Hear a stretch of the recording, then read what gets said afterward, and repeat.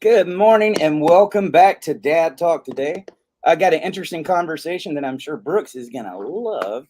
Glad to have Dr. Brooks McKenzie back in the house with us, guys. Before we get this started, if you're watching, please like, share, and subscribe.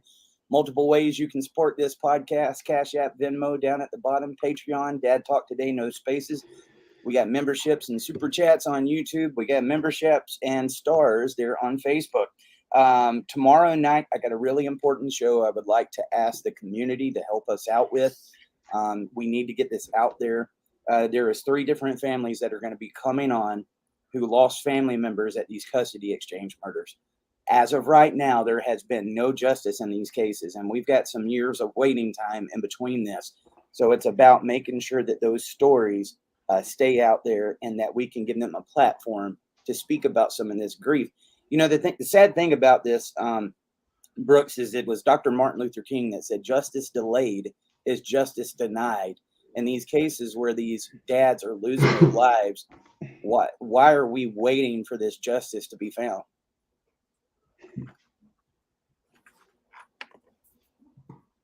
You know,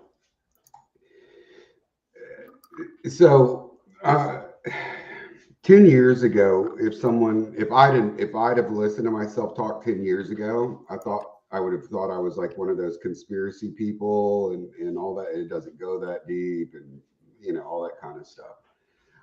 You know, yeah, there's some corruption and whatever, but I'm convinced, and this is just me, and I could be completely wrong, that a lot of the stuff that we see, so the courts refusing to deal with the letter of the law. So in Texas, we have some black and white law that judges don't have discretion.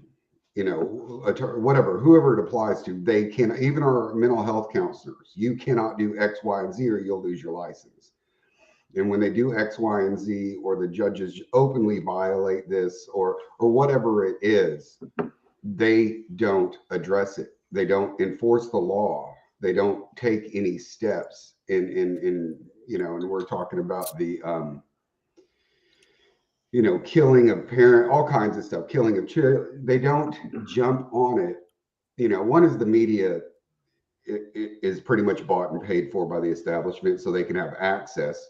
But if they were to do it, right? So, you know, and I just use an example so people can get a concrete idea. So, you know, Rosa Parks back of the bus kind of thing.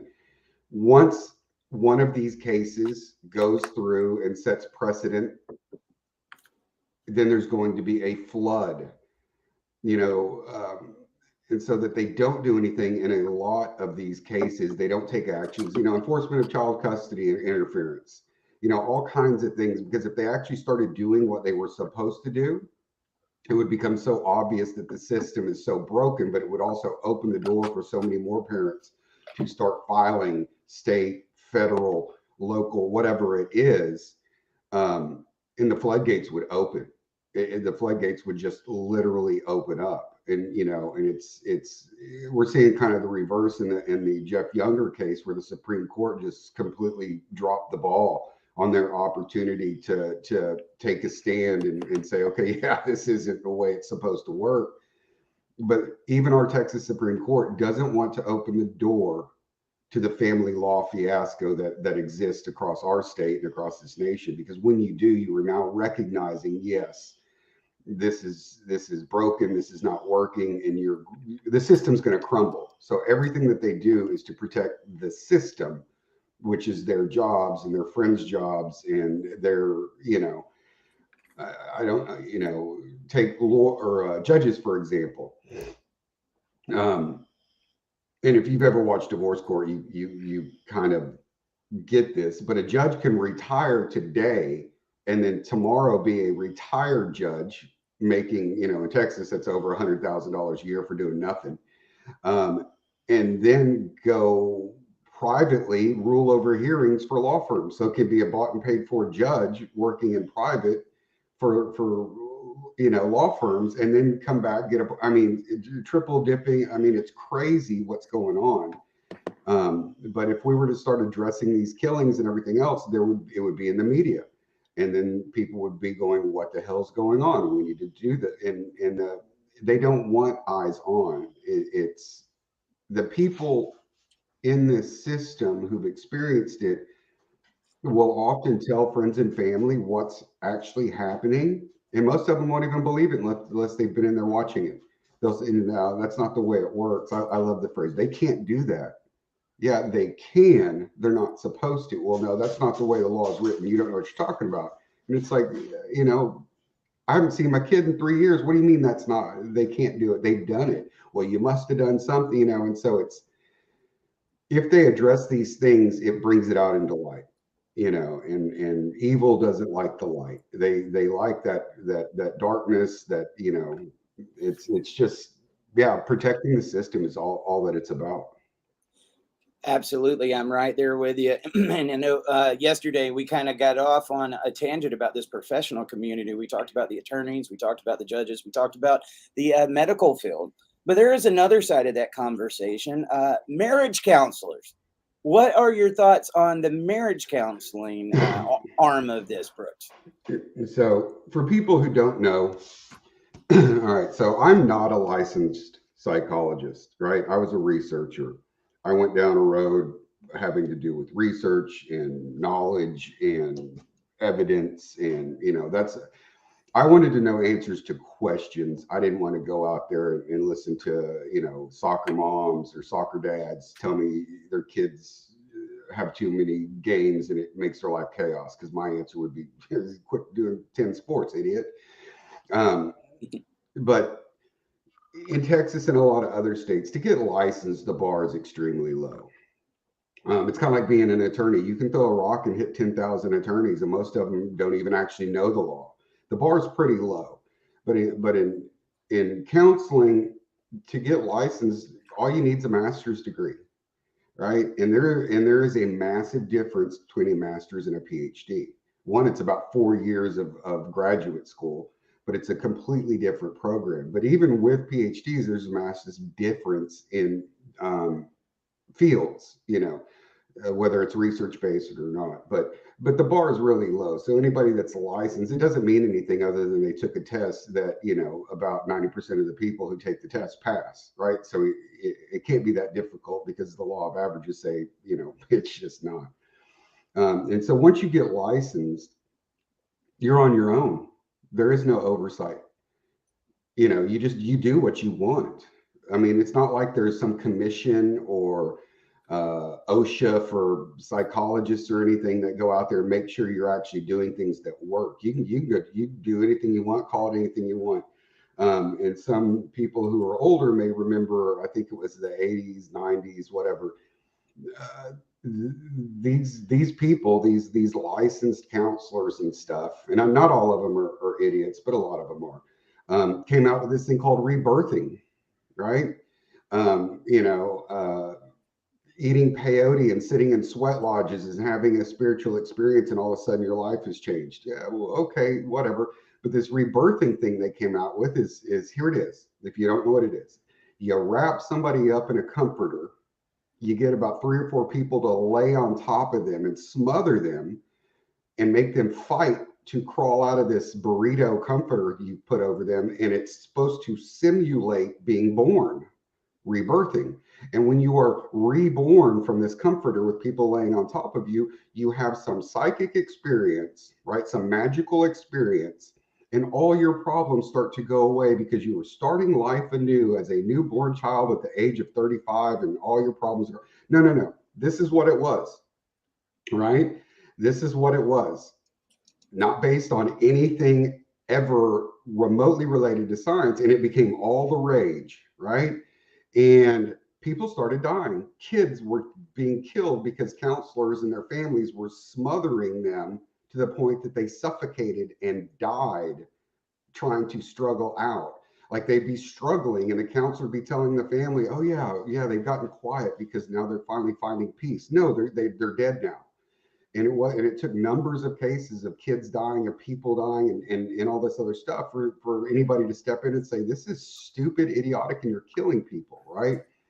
So that was all invented by the counseling field. And I can list dozens of other novel treatments that counselors have come up with. They write a DVD, they write a book, they give some seminar. All these other counselors, again, who are not trained in anything to do with research, science, actual psychology, show up and say, "Wow, that makes a lot of sense to me." Take it and run with it and do so much damage in this space, but there is no oversight, right? So you can do anything you want, once you're licensed. And then again, like I said, the licensing boards operate like the bar. They're not there to discipline and correct. They're there to protect their people and lobby for laws to make more money.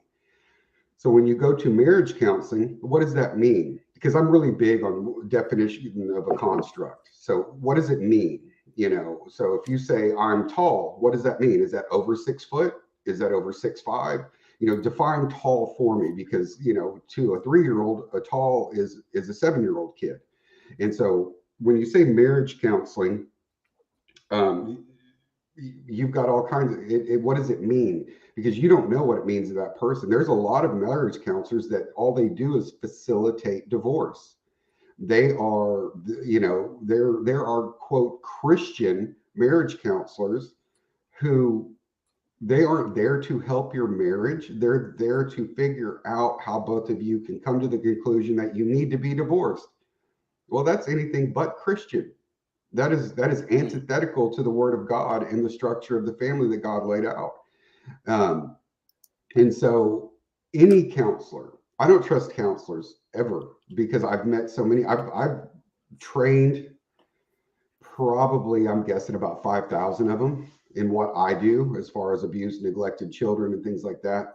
And I've met a handful of them over the years that I would allow to babysit my kid if I wasn't around. And my kid's 11 now. The rest of them, that wives' tale about people going to psychology to try to fix themselves and they're really jacked up. And that is the counseling field.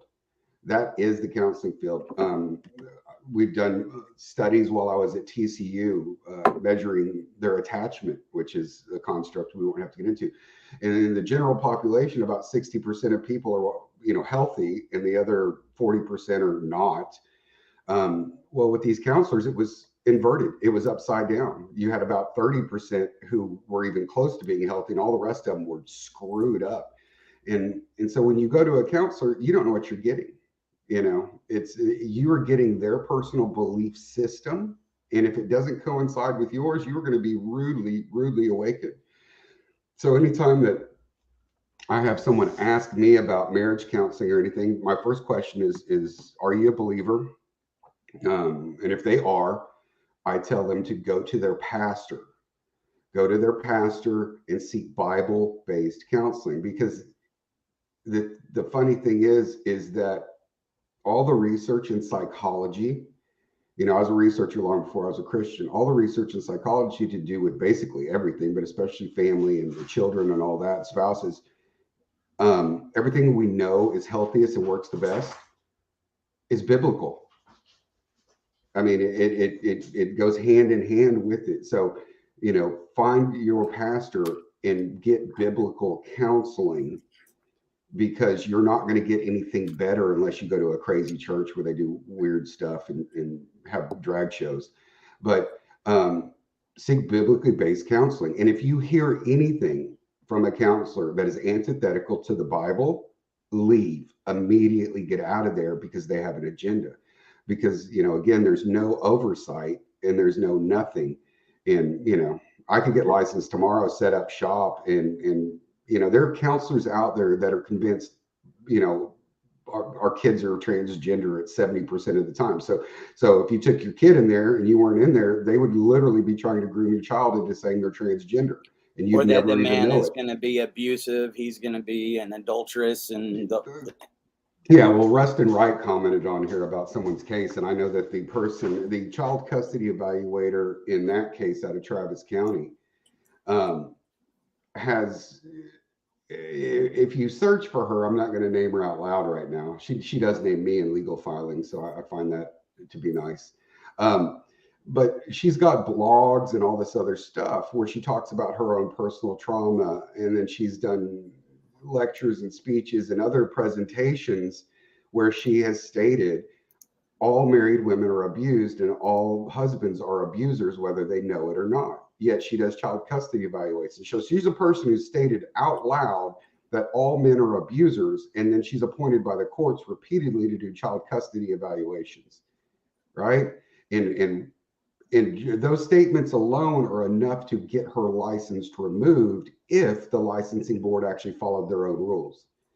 So if you didn't know this lady, and I read her report, it was one of the most insane things I've ever read. I mean, it is like fiction. It is insane what this woman did, but there is no oversight. And when and that's the thing, is when you seek a marriage counselor, therapist, whatever, even the ones that call them Christian, I've heard a Christian counselor, they were, there was the husband and wife were going to two different Christian counselors in the same clinic, right? Well, what they were doing is helping the wife figure out how to break it to her husband that the divorce is justified because the husband was unfaithful, right? Because that's one of the things in the Bible. But Jesus said, even then, don't do it, right? Yep. And so they helped her construct this letter, and then the husband showed up for his counseling session, and all of a sudden they're all in there. He's like, "What's going on?" And they read this letter to him about how he's being unfaithful. But see, the funny thing is, he wasn't cheating on his wife. What they said, these counselors, is that you didn't continually and 100% lead your family the way God told you to. You broke down, you got depressed, whatever. You didn't do it. So you were unfaithful to what God told you to do, even though you went through a period of depression. And so that unfaithfulness is the same as running around banging strippers. And so your wife is justified biblically in filing for divorce. So it's like 6 degrees of Kevin Bacon. And the husband was just sitting there going, y'all are insane. But it fed right into what his wife was trying to do.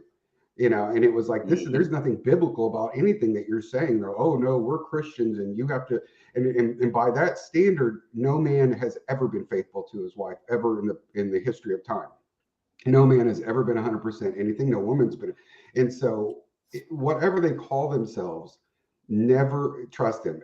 I say, so if a lawyer's lips are moving, he's probably lying to you. If a politician's lips are moving, he's probably lying to you. And if a counselor or therapist's lips are moving, they're probably lying to you. One of the things, so attorneys are really good when you show up, and a lot of men and some women have had this experience. We got this, oh yeah, no, we got it. I can get you this, I can get you that, And when your money's gone, that's when you didn't have a chance, just sign it, right?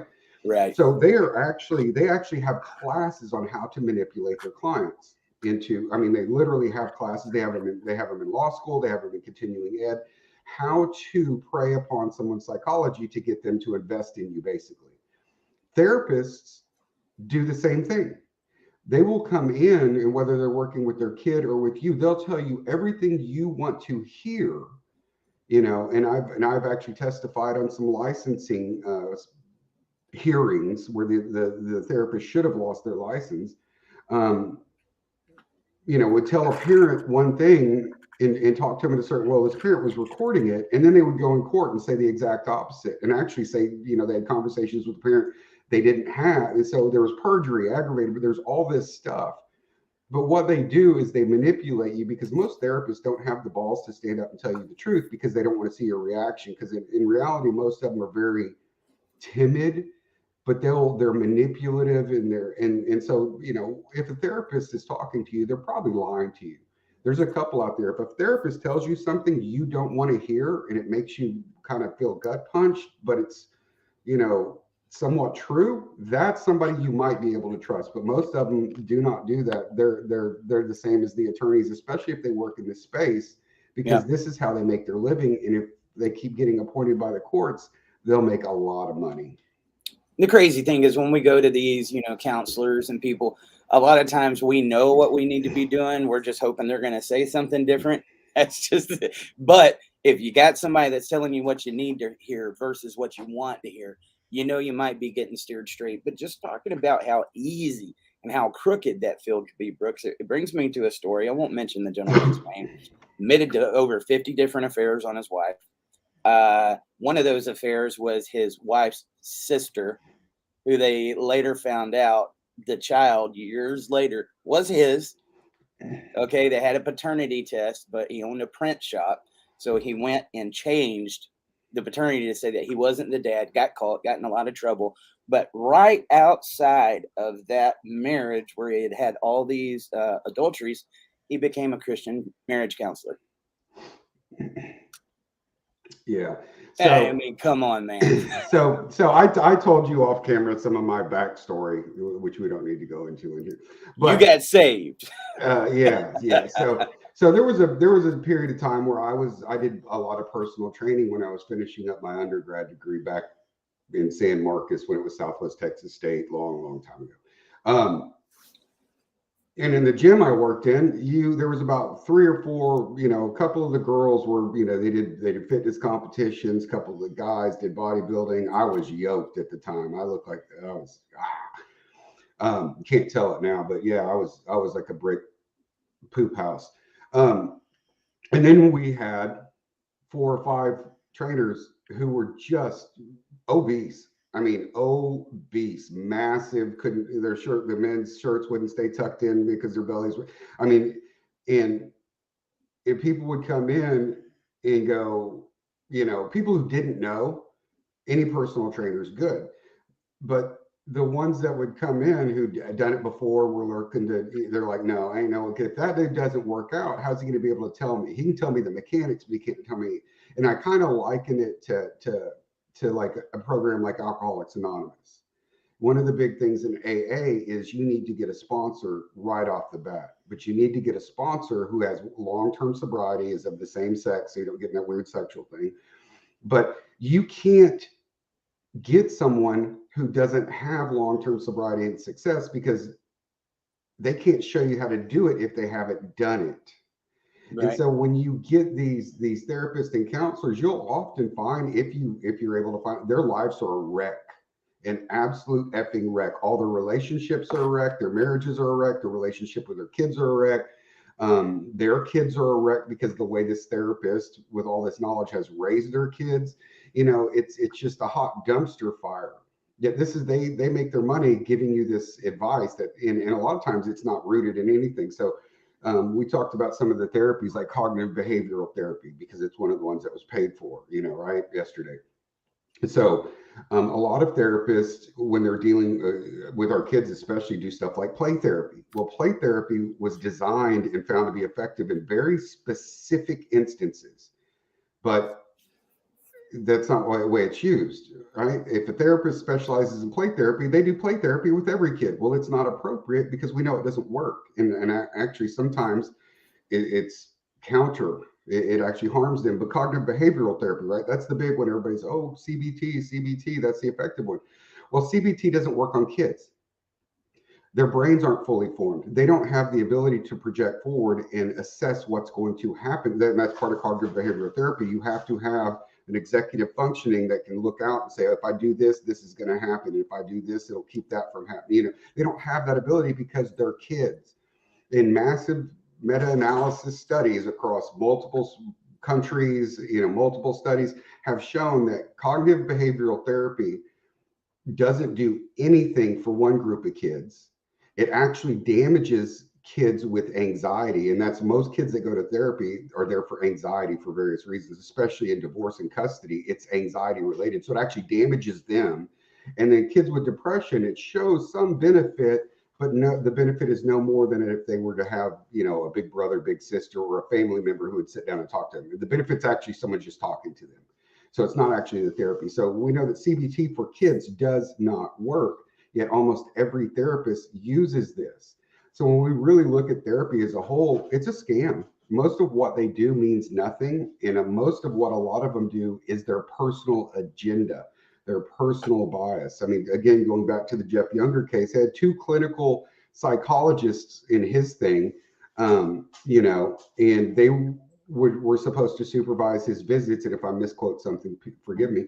But anybody in clinical psychology who's looked at the research know that the whole transgender kid thing's not real. We know it. It's just, that's the data.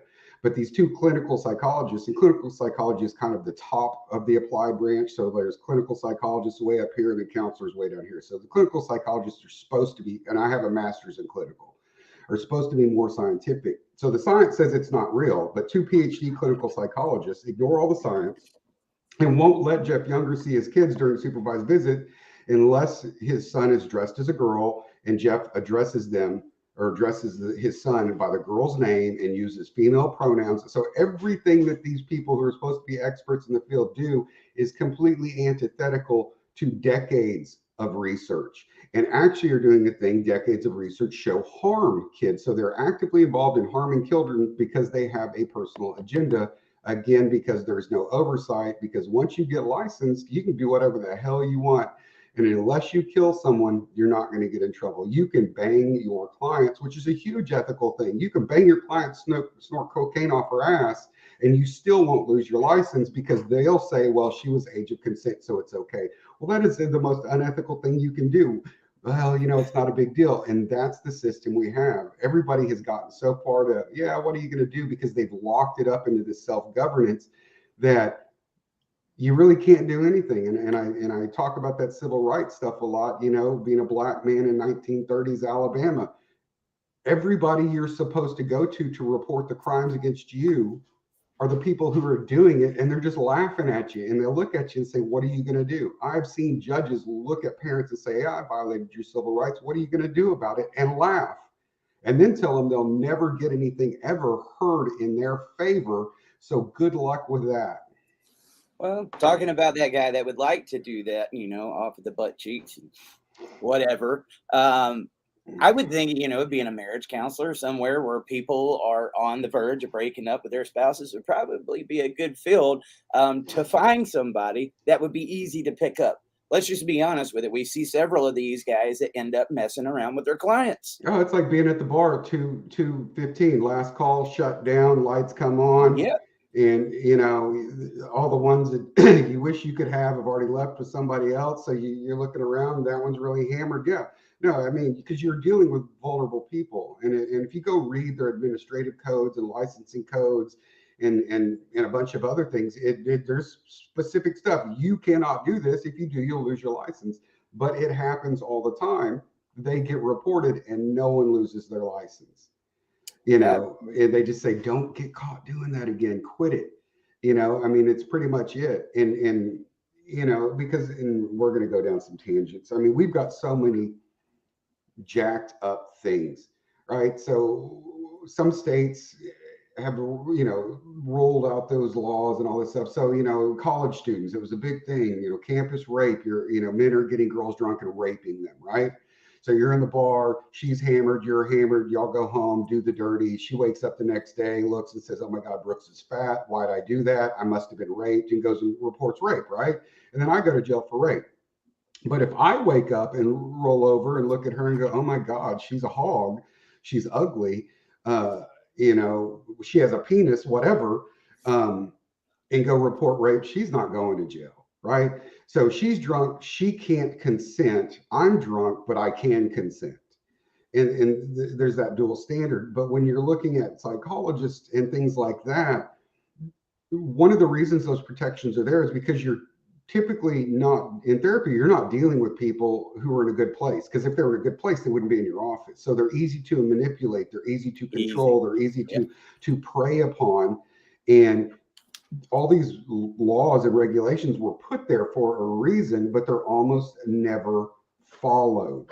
You know, if it gets in the newspaper or the media, then they'll throw that person under the bus. You know, it's kind of, think of Penn State, the football stuff, right? The coach raping little boys for like what, 2 decades? Everyone knew he was raping kids from top to bottom. Everyone knew, and they did nothing because, well, one, they're only kids, but there was so much money involved. They would rather let little boys get raped by some sick freak than potentially lose money in their football program.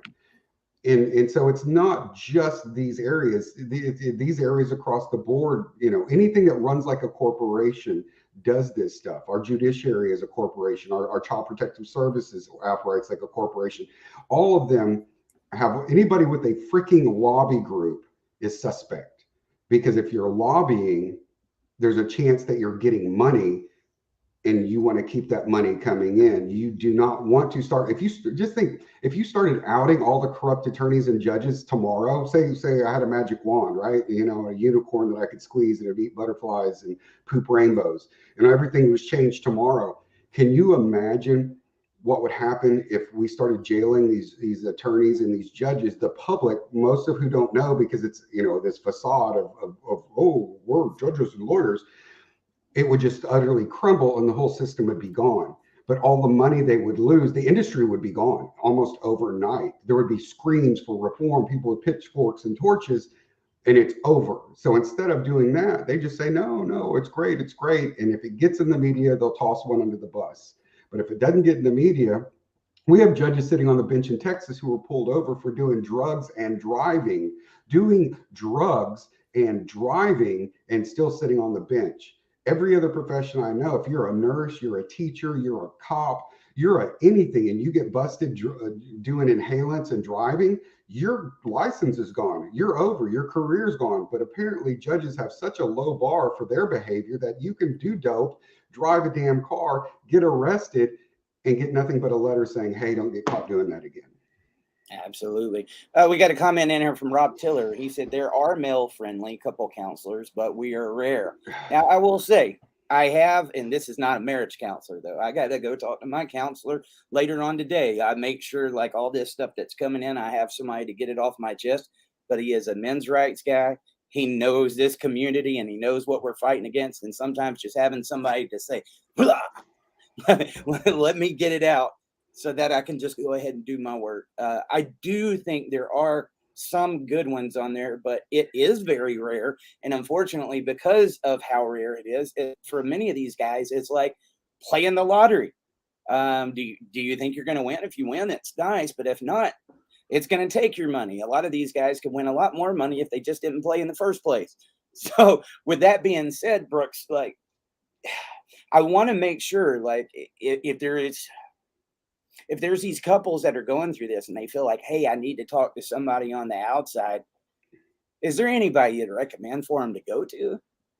And again, my recommendation, if you're not part of a church, or you're not if you're a believer, yep, and you don't go to church, go find it. So most bigger churches, you know, like I don't know, we've got some big ones out, you know, well, not where I live, I'm the boonies, but when I was in DFW for, you know, it's like First Baptist Dallas, Fellowship Church. A lot of the churches that are bigger actually have counseling centers, and they have trained either pastors to be counselors or lay people. You know, they train them in biblical counseling, and you can often do it for free. If you can't afford it, they'll do it for free. If you're not a believer, you know, and you don't want to go that route, well, you're kind of just rolling the dice, because you don't know what you're getting.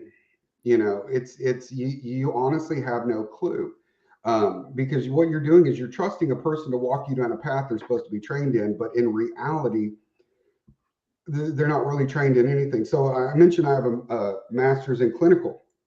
So clinical psychologists can get licensed and do counseling, but it's a more scientific based, you know, thing. it's much more research oriented because you're looking at the ideology or the causation of mental illness.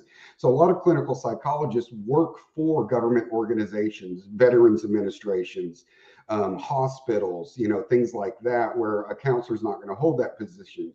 And you would hope that most of them are pretty even keeled, but I've met some. There's another guy out of Cody Taylor. He's down south. I watched a hearing with him. He had a PhD clinical psychologist that did his child custody evaluation, right? And this guy was the hubris was unbelievable. But anyway, he's like, I've done over 6,000 child custody evaluations, and he lambasted all these other therapists who had been part of this case, and he actually called for them to have their licenses removed for what they did. For the absolute abhorrent stuff that they did. So I was kind of impressed at first. I'm like, wow, he's actually speaking truth in this hearing. And none of those therapists actually lost their license because of the way the system works. But then he turned right around and he said, this parent has a great relationship with the kid. The kid loves to see the parent. They have fun. They're happy. You can tell how happy the child is when she's around this father and everything else. All of his psych tests come back normal. There's no issues. There's no psychopathology. There's no mental illness, nothing according to the test. But this father is arrogant and doesn't know how to bow down in front of the system. I'm paraphrasing. He doesn't know that we hold his future, and he doesn't kiss butt enough. So until he learns we're in control of everything that happens to him and his kid, I recommend supervised visitation because I don't like the way the dad talks to me. Boom. What the hell does that have to do with the parent-child relationship? You just said it's amazing, but you don't like him because he doesn't kiss your butt. And that judge ordered supervised visitation until Mr. Taylor could learn his lesson and learn to be subservient to the court and the court's actors. Literally put him in supervised visitation because he was calling him out for their BS. And so you don't, when I first heard this guy for the first 30 minutes of his testimony, I'm like, dude, this guy's actually spot on. He's actually saying what needs to be said. He's upholding standards. And then he went down this rabbit hole and I was like, oh my God. And that's one of the things. It's just like a medical doctor. So people will ask me, and I'm not a physician, they'll say, what kind of, do you know a good doctor? I'm like, in my area, no, because I'm out here. But in Fort Worth, I would send him to my DO. A DO is different than an MD. A DO is going to try to do the underlying symptomology. We talked about that briefly, because he's going to try to fix the problem, not put you on drugs or whatever for the end result. He's going to try to actually address the issue. But you go to a physician, you trust that they know their skill, right? You trust they know their stuff because you don't know, you're not an expert. So it's a crapshoot even getting a physician, because you might get a physician who's horrible. If anybody that's ever watched that show, Dr. Death, or listened to the podcast, Dr. Death, the guy was a neurosurgeon going around hospitals in Dallas, killing people because he was so incompetent. And some people believed he was doing some of it on purpose, but they kept bouncing him around to hospitals when they found out how incompetent he was. When you go in to get neurosurgery, you assume this is like the cream of the crop. No, this dude was killing people left. So you just don't know. And so that's why I tie it into the Christianity, because if you have a biblical base and you hear stuff that is not biblical, get the hell out. And if you're not a Christian, I don't know what to tell you, because you won't know how to identify the insanity. Well, so I know there's a lot of people here that aren't religious, and so just bear with me for a minute, but we got to make this point. I grew up in the church. I have a lot of feelings on that because I feel a lot of organized religion is very similar to what we see inside of the family courts. And just as much as you say there are marriage counselors that aren't qualified to be talking to these people, there are a lot of pastors that are not qualified to be doing what they're doing. They're good speakers. But when it comes to actually talking to the flock, leading the flock, thank you, baby. Wife brought me some coffee. You're welcome, honey. But when it comes to actually like leading the flock, I'm going to tell you, man, both my granddad's preachers, my dad, my uncles, my cousins, I saw it. My dad was not the greatest preacher, Brooks, but he was the greatest pastor I ever knew, because there was many people, if they called him, their relationship was on the rocks. They just needed some loving advice. I've seen more couples stay together just because they came and talked to my dad, or he went to them and just said, look, you two love each other. You're having a spout right now. Let's find a way to talk to each other. You know, he encouraged couples to stay together. There's going to be some times where they don't, but I watched him do that. And the fact that there are so many people going to these churches and putting money in that offering plate every single week, and yet they have to go out into this field where these people are nothing. I'll get off on that. It feels like a lot of scam artists. No, no. Well, and I thought I'd qualified. Our churches have utterly failed, right? They have. And in Scripture, Christ actually addresses this. You know, many of you will come to me and say, Lord, Lord, here I am. Look what I've done in your name, blah, blah, blah, blah, blah. And I'll tell you to bust your feet, get out of here. I don't know who you are. And in multiple places, it addresses that. There's a lot of self-identified Christians who aren't Christians. There's a lot of churches who are not Christian. We've got churches in Denton County holding drag shows for kids in their damn churches. I guarantee you there's going to be some surprised ass people in hell asking someone to dip their finger in the water. And that's why I talk about, if you hear something that's not biblical, leave. But that's the thing, because I come at it from a Christian perspective. Everything in my life I have to look at through that lens. I don't separate, because it's right. God, my family, which that's a whole nother story, and then everything else. And so I have to look at it, and I openly speak about it. There are pastors, there are church people, there are church people that do the same thing, snorting the coke off the ass of the person that they were counting. They do get the, we know it. It is. They're in it for the money. I've left multiple churches that went a certain direction, and it was very obvious it was about the money. It wasn't about the message anymore. It wasn't about, helping the guy down the street. It was about how big can we grow our fund. But that's the thing, is unless you've got a PhD in psychology and understand the basically underlying tenets of a healthy relationship, what works, healthy parent-child, okay, you could compare it to that, or you can compare it to the Bible, because they're the same thing. So you don't need a PhD, but you need to know the Bible. Outside of that, if you go into a therapist, counselor's office, and you don't know the entire field of research, or you don't know the biblical basis, you have no clue, because they will tell you stuff. Oh, that sounds like a good idea. That sounds like a great idea. And you'll hear, and because all this darned psychobabble stuff, you've got to set appropriate and healthy boundaries. What does that mean? Right? Because I don't want to talk about it. Well, that's a healthy boundary to you, but that's not healthy. You need to talk about it. You need to get in there and objectively look at your part, blah, blah. Well, and there's just all these terms, and you don't know what it means. They don't know what it means. They're actually reinforcing your behavior. Often, many of these counselors, if they have issues, which many of them do, will reinforce the negative issues of the person that they're counseling, because they empathize. Oh, you poor, you're like this woman I talked about out of this Travis County case. Every woman's an abuser. So any woman who goes into her office for counseling is going to get that reinforced. She might be the abuser. And any dad who goes in there and say he got his nose broken, and yes, this happened to me, she's going to look at him and say, what did you do? So is she going to, and that's the thing. If you don't know what the underlying tenets are, you have no way of telling. It's the same thing as, let's take it to a different field. I go to a nutritionist, right? Yep. And they tell me to eat nothing but Skittles, M&Ms, and pizza. And I know nothing about nutrition, right? And I take that diet. What's going to happen to me? I'm going to have a heart attack in about a year. I'm going to gain about 40 pounds. My teeth are going to fall out. I'm going to have lesions on my skin from a lack of vitamins and all this other stuff, because I don't know. But there are nutritionists out there who tell people not to eat certain foods because they're on this quackery diet fad thing that came out, and it's actually doing people harm. And that's the problem. And we talk about it in people who go pro se, or even people with attorneys. If you don't know the basic law, you don't know when your attorney is actually screwing you over and setting you up. If you don't know, you have to ask for that facts of findings and conclusions of law within 10 to 15 days, whatever it is, 10 days of the hearing, not when the order is signed.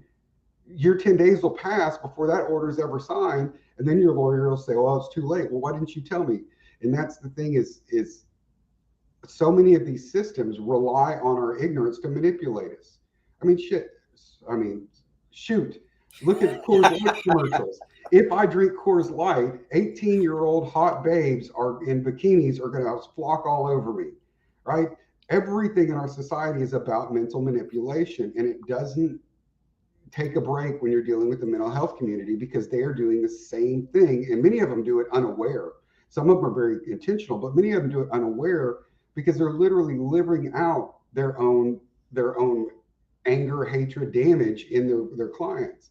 It's like some of these pages on Facebook where they bash every dad's a deadbeat dad because they can't get past their own experience, and every dad's a piece of garbage. And then some of these other pages, where they put up, they're constantly bashing women. Every woman is a money grubbing, child support looking whore. Well, that's not true either way. But a lot of times those memes that are being put out there, every woman's not bad. Every man's not bad. Every counselor's not a piece of garbage. I know 4 family law attorneys who I trust. So not every family law attorney is a piece of garbage, just 90-something% of them. So, but that's the thing is when people hear this stuff, oh, no, not every, but the vast majority of them do. And here's the thing, I've had a meme recently about Serpico. And for people who don't know, Serpico was a cop. There's a movie about it, who was outing police corruption, and they actually shot him. The cops shot him to try to shut him up, but he was outing police corruption, but he was like the only one because everybody else was corrupt. So where are the Serpicos in these areas? Where are the lawyers who are coming out and throwing other lawyers under the bus? Where are the judges who are going and testifying and reporting other judges to the State Commission on Judicial Conduct? Where are the counselors reporting other counselors to BHEC to have their licenses removed? Because they watch the same videos I do. And if I watch the video and see it, you watch the video. So where are the ones who are stepping up? And that's the thing when people argue there's good attorneys and there's good judges and there's good this. Melissa Isaac, I think is it Melissa Isaac? Yeah. She throws these people under the bus all the time. Britton Brooks out of Collin County, he's an SREC over there. He's the male SREC. He does podcasts where he talks about the open corruption and the broken ass system, and he works within it. But those are like 2 out of hundreds of thousands. Where are the rest of these? So when people argue to me, well, I had a good counselor, I had a good, great. Are they willing to testify in Austin? Are they willing to go throw their friends under the bus? Well, no. Well, then they're not good. They're going along to get along. I have a great person that works at the pedophile daycare. He doesn't rape the kids. Well, is he turning in the baby rapers? Well, no, because that's his job. Okay, well, then he's not a good one. And so that's the thing where I differentiate. If you're not exposing the corruption and the evil, you are part of the problem. And for people who give my judge was great because of this. And well, is he he's not. He's a piece of garbage. And they get all offended. Well, no, but I know that I don't give a crap. If they're not turning in the vile pieces of crap that work in the system, then they're a problem also. Sorry. Oh, no, you're on fire, man. We got several comments I'm going to read really quick. Pasquale said, unfortunately, my church let me down. My pastor really had no advice. I was let down so much I have not been back to church in months. Also stepped down from the worship team. Jason Burmender said, sorry to hear. Yeah, churches aren't doing much to help. And that can be a whole other topic for a podcast. They could help so much and do little to nothing. Then we got the other side. Charity Tennell said, churches are getting better at it. But when it comes to abusive relationship, churches have a hard time knowing how to deal with it. Counseling only helped me to see now my ex wasn't willing to work on his side of the relationship. He got upset at the counselor for not blaming me for 100% of the issues. And I think that's whether it's Christian counselors or what, there's people that go into the counselors thinking that they're going to say 100% of this is on my ex. And then when that doesn't happen, they get upset. Guys, there is none of us that don't have our own BS that we've named. Unfortunately, there's going to be some of that BS is going to be in there that is really breaking the relationship up. And it's getting down to the heart of the matter and being able to communicate about that. But I would have to push back. And I know I'm saying this respectfully, Charity. I think the churches are getting worse at it. Honestly, I think they've been getting worse at it, and it is on a huge, huge decline because it's about getting the church bigger and bigger, and then you can have way less time. You pray to God the Father every night, every Wednesday, every Sunday, but we don't talk about the father in the home. We don't talk about the fatherless issue. The church could be a mega. I mean, dude, when we talk about the problems with funding, with getting people there, if all these pastors and these churches said, look, the nuclear family is important and these family courts are evil, let's get behind it. How much support could we get, Brooks? But I haven't ever heard of a church talking about family court. Personally, I haven't. So when I lived in Rockwall for a couple of years, I moved out there for various reasons. One of them was to help my father, who has severe health problems from being sprayed with Agent Orange in Vietnam and all that. And once I moved out there, I figured out he actually has early stage Alzheimer's. Um, but I was looking for a church out there, right? And they said, we got the really big one off the highway. I think it's called The Rock. I think that's what it's called. I went there a few times. Okay, great. Because, and then there was a First Baptist church down near a post office. I went there. It was much smaller. And I'm not a denominational person. I'm a biblical. If I go to your church and it's not biblical what you're telling me, I'm out. I'm done. Or if you want to twist things and add stuff or take stuff away, well, God didn't really mean you're going to hell. Okay, gotta go. Because if you give me a loophole, I'll go with it, and I don't need that. But the big church, the really popular one, didn't talk about those things. The small Baptist church that I went to, smaller, did. Every Sunday it was because in the Bible, Jesus talks about hell way more than he talks about heaven, and it was, and the preacher would come out and say, I'm about to say some stuff that's going to upset at least half of this room. And he would talk about divorce in a man's role, in a woman's role, and what he would talk about these things, but his congregation, but those churches are few and far between. I think, First Baptist Dallas, what's his name? I can't think of his name right. He was actually one of the advisors to Trump, the preacher man out there. I can't think of his name off the top of my head right now, but he's he comes out and calls it like it is. So he's kind of an example, and I'm sure someone's going to come up, yeah, but he said this once, whatever. But it's a very big church. But I think for a lot of churches, one, they don't get into stuff because they don't want to lose their nonprofit status, which is not true because my understanding of it, and I've heard, constitutional lawyers talk about it and other people talk about it, you can't lose your status because we know many churches do take stances on political stuff. My belief is that a lot of them, some of them that I've left in the past, don't want to call it out because when I call out certain things, half my audience has done it. If I go in and start talking about divorce, family court, in the absence of repeated infidelity or overt abuse or other things like that, half my audience is probably not going to come back next Sunday, and they're going to quit doing their auto pay off their credit card for their tithe. And I think that's how a lot of them look at it. Well, but we can still spread the message, but we don't want to piss everybody off and have them all leave. If I go in there and talk about you're banging your secretary, you need to repent, go back, make amends to your wife, fix this, and get your damn life in order. We don't want to do that because he's a great businessman and he donates lots of money.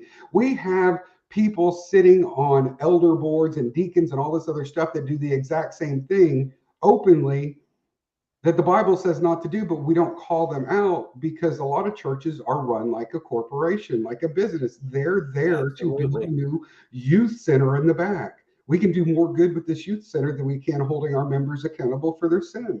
And I do think a lot of churches are utter failures. I agree, man. I mean, that's a sore subject with me.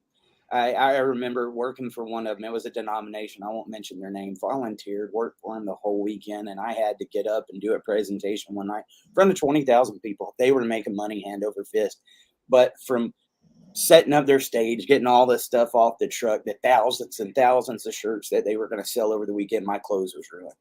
And I asked him, I was like, man, would you mind if I get one of these shirts before I go on stage and do this? Hey, are you going to buy it? And I've been sitting there volunteering for him the whole weekend, not making a dime. Didn't buy me lunch, didn't buy me anything. And I was just like, are you serious right now? And it's no different than this movement, though, Brooks. It's making people comfortable so they'll come and listen to what you got to say, and it'll keep them coming back.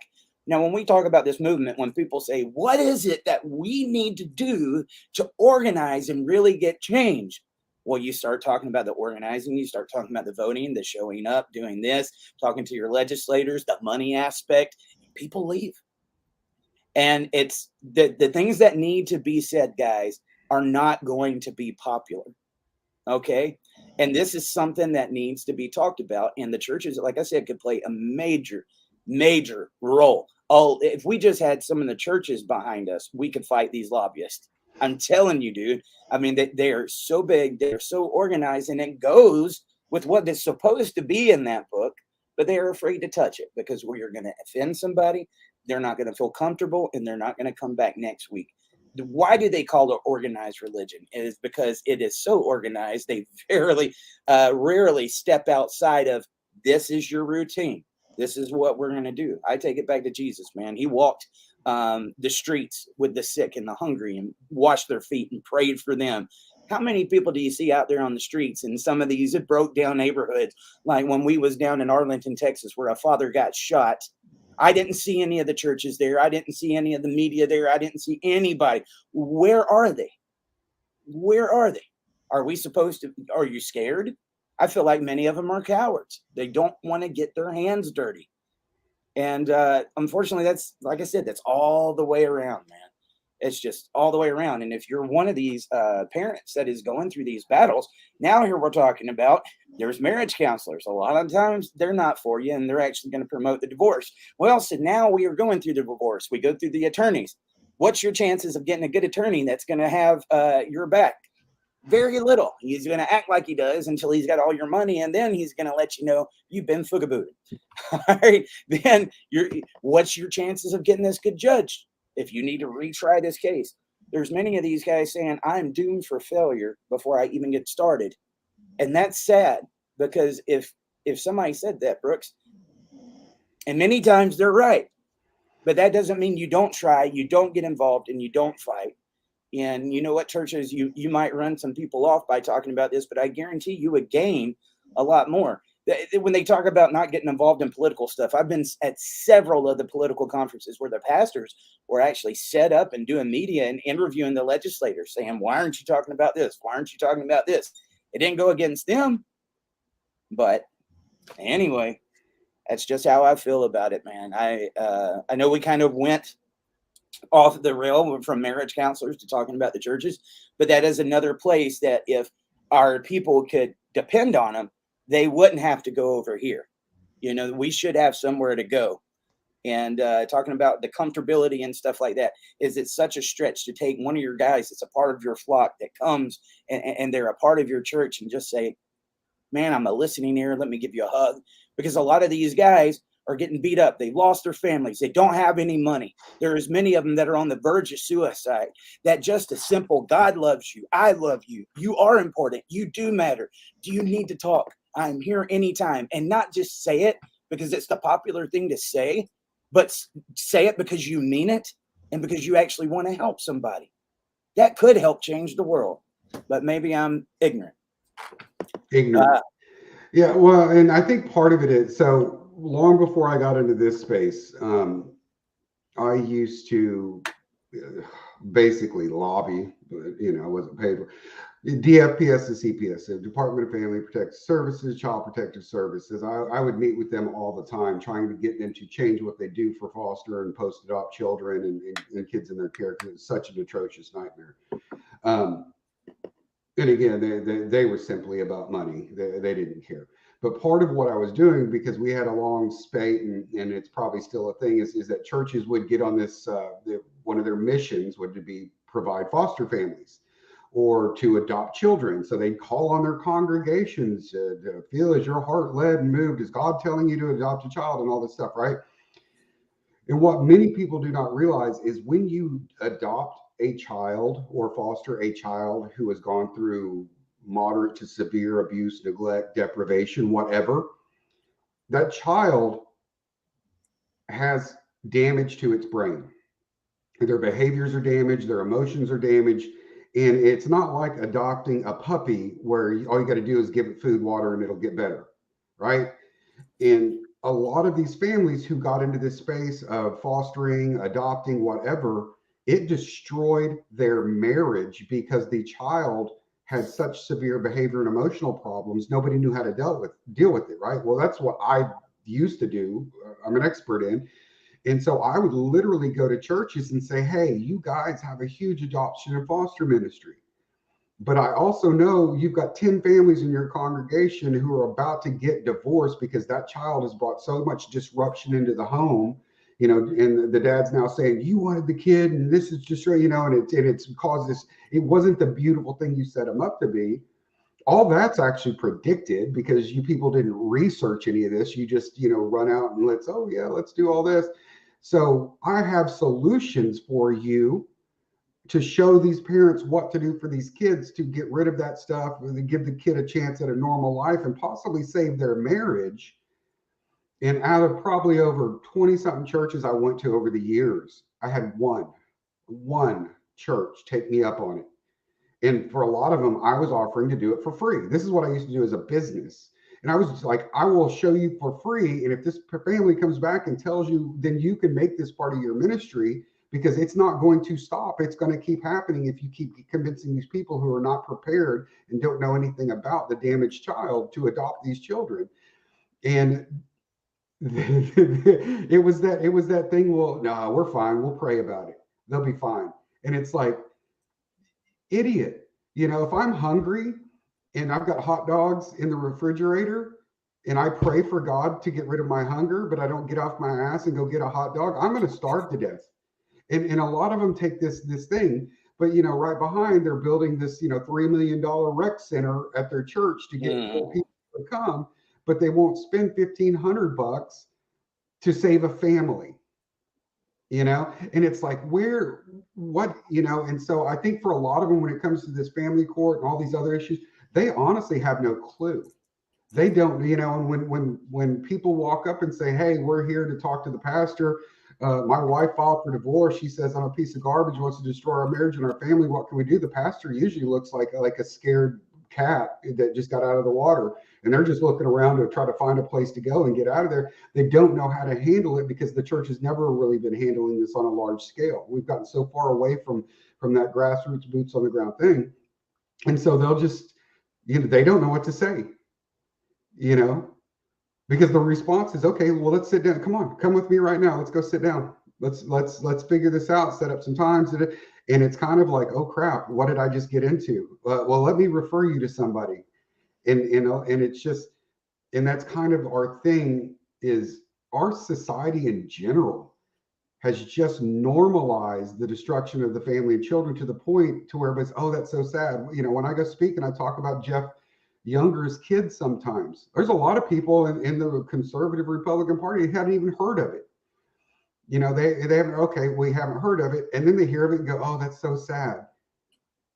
And it's like, what do you mean that's so sad? Because in about 2 years, it's going to be happening all over the place because they just set precedents, and we have this thing in our society today. If it's not happening to me and my family right now, it's not a big deal.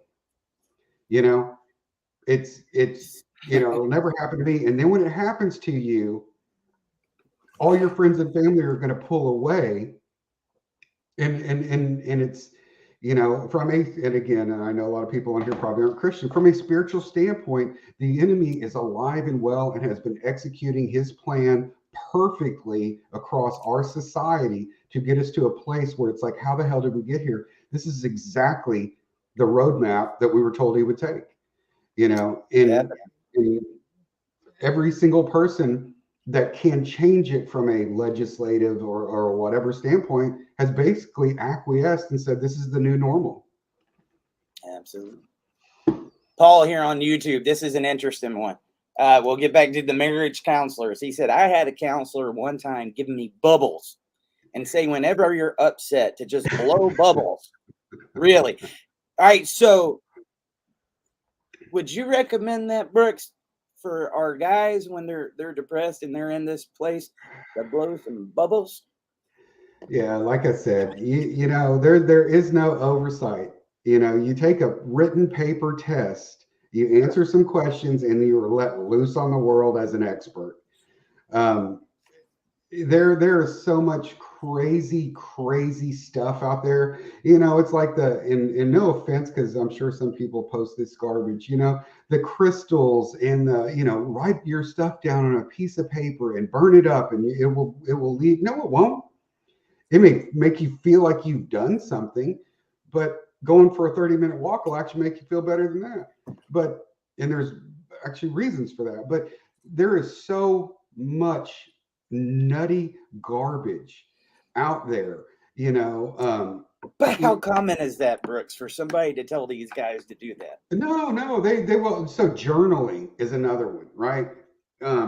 So there's evidence that journaling works if you do it in a certain way, not just speak about that. Yeah, you don't just go write down your thoughts, because if I'm crazy or have crazy thoughts and I'm writing those down, I'm reinforcing my crazy thoughts. So journaling is supposed to be done in a structured manner. You identify the problem, pros and cons. What can I do? What was my part in it? And almost none of these people tell you that. They just say, oh no, journal. Yeah, keep a journal. And so I'm, say Crazy Brooks and thinks, his spouse has done all this stuff that she may or may not have done, and in some cases didn't. And I'm writing it over and over. I'm actually reinforcing that delusion in my head that she's done it. Writing it down is the same as saying it out loud. The more times we tell a lie, the more we believe it. So what I'm supposed to do is say, this is what I think my wife did. This is possibly what she actually meant by it and not what I thought. This is my part in what caused her to do that, because we always have some part, even if it's a little, there's always something.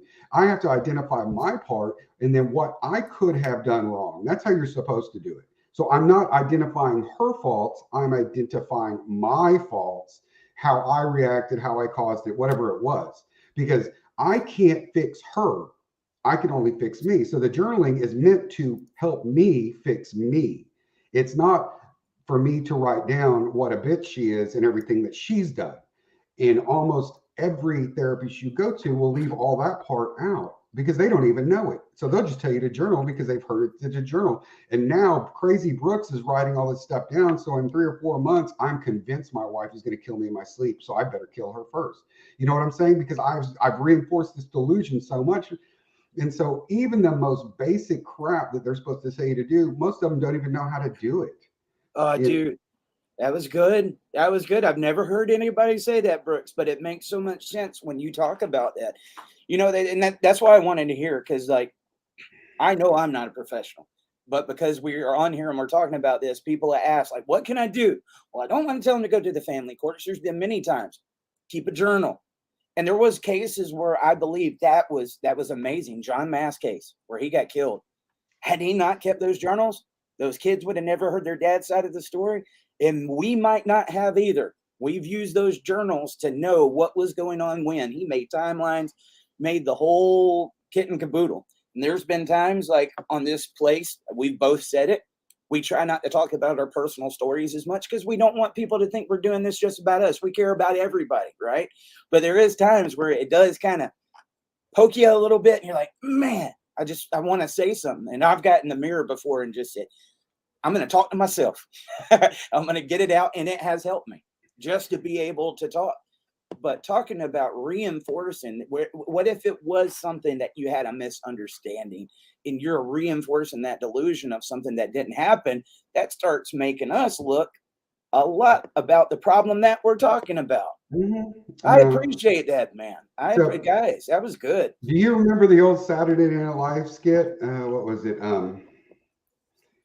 It's Smiley. Cheeseburger? No. Smiley. He'd look in the mirror and he'd go, I'm good enough. I'm smart enough. And gosh darn it, people like me. Right?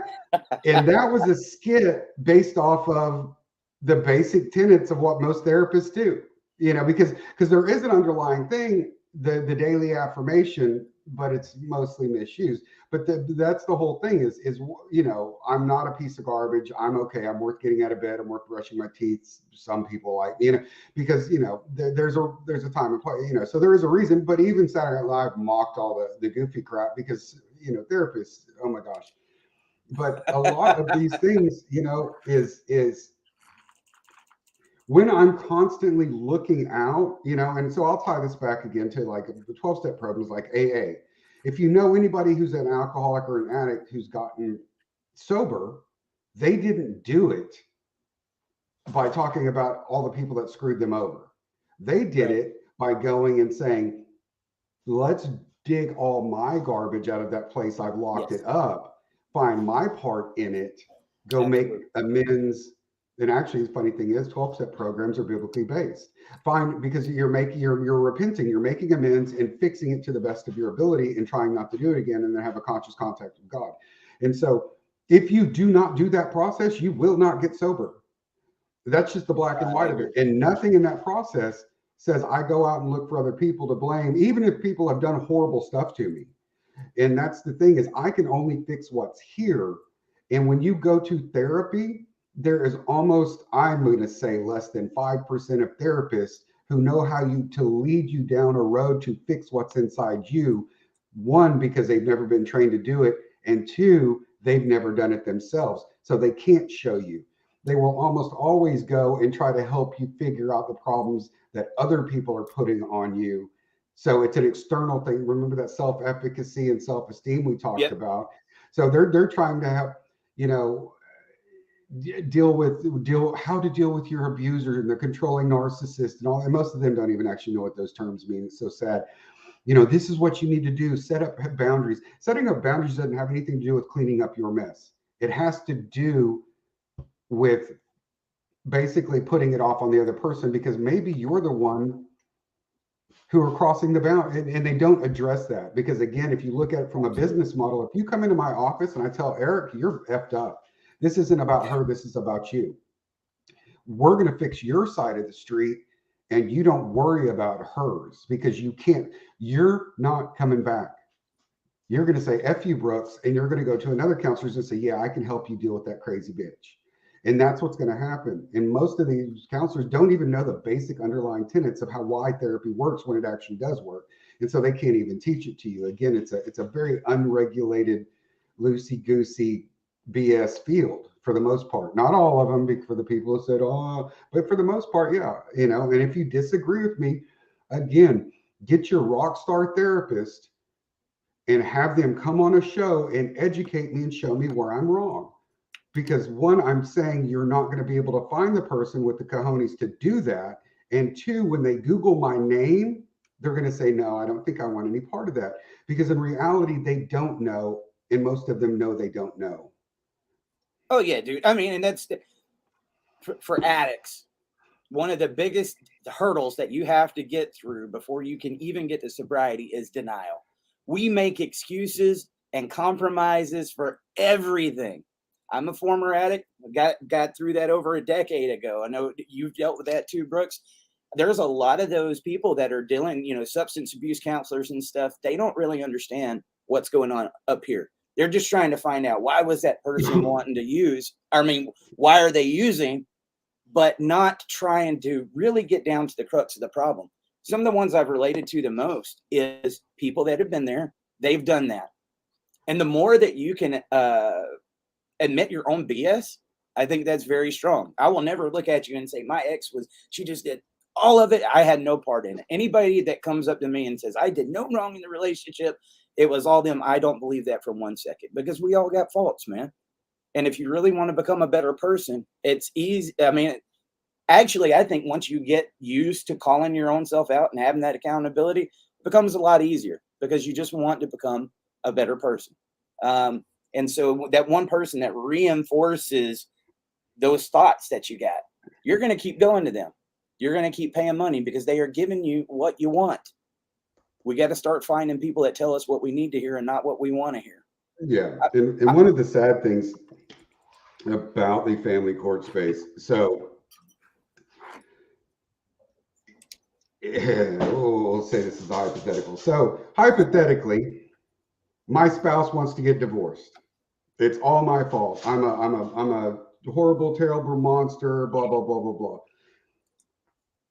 If I, and this is where that dual sword comes in. So one, I'm a Christian. I don't believe in divorce, right? Except for, and I'm speaking for me personally. There's only very specific reasons why they would ever get divorced. And even then, you're supposed to try to work through it. So if I were to come out and take responsibility for my part, right, and not go hire a lawyer and go on attack mode and record every conversation and start digging up the old things from when she was a stripper or whatever, and I didn't do all that stuff, in our system, that is going to work against me, Yep. right? So that conversation or that letter I wrote her trying to take responsibility for what I've done will be used in court against me, will be talked about by her attorney. That conversation will have been recorded, and the fact that I did not go on the offensive and try to destroy her from day one, because I don't believe in divorce.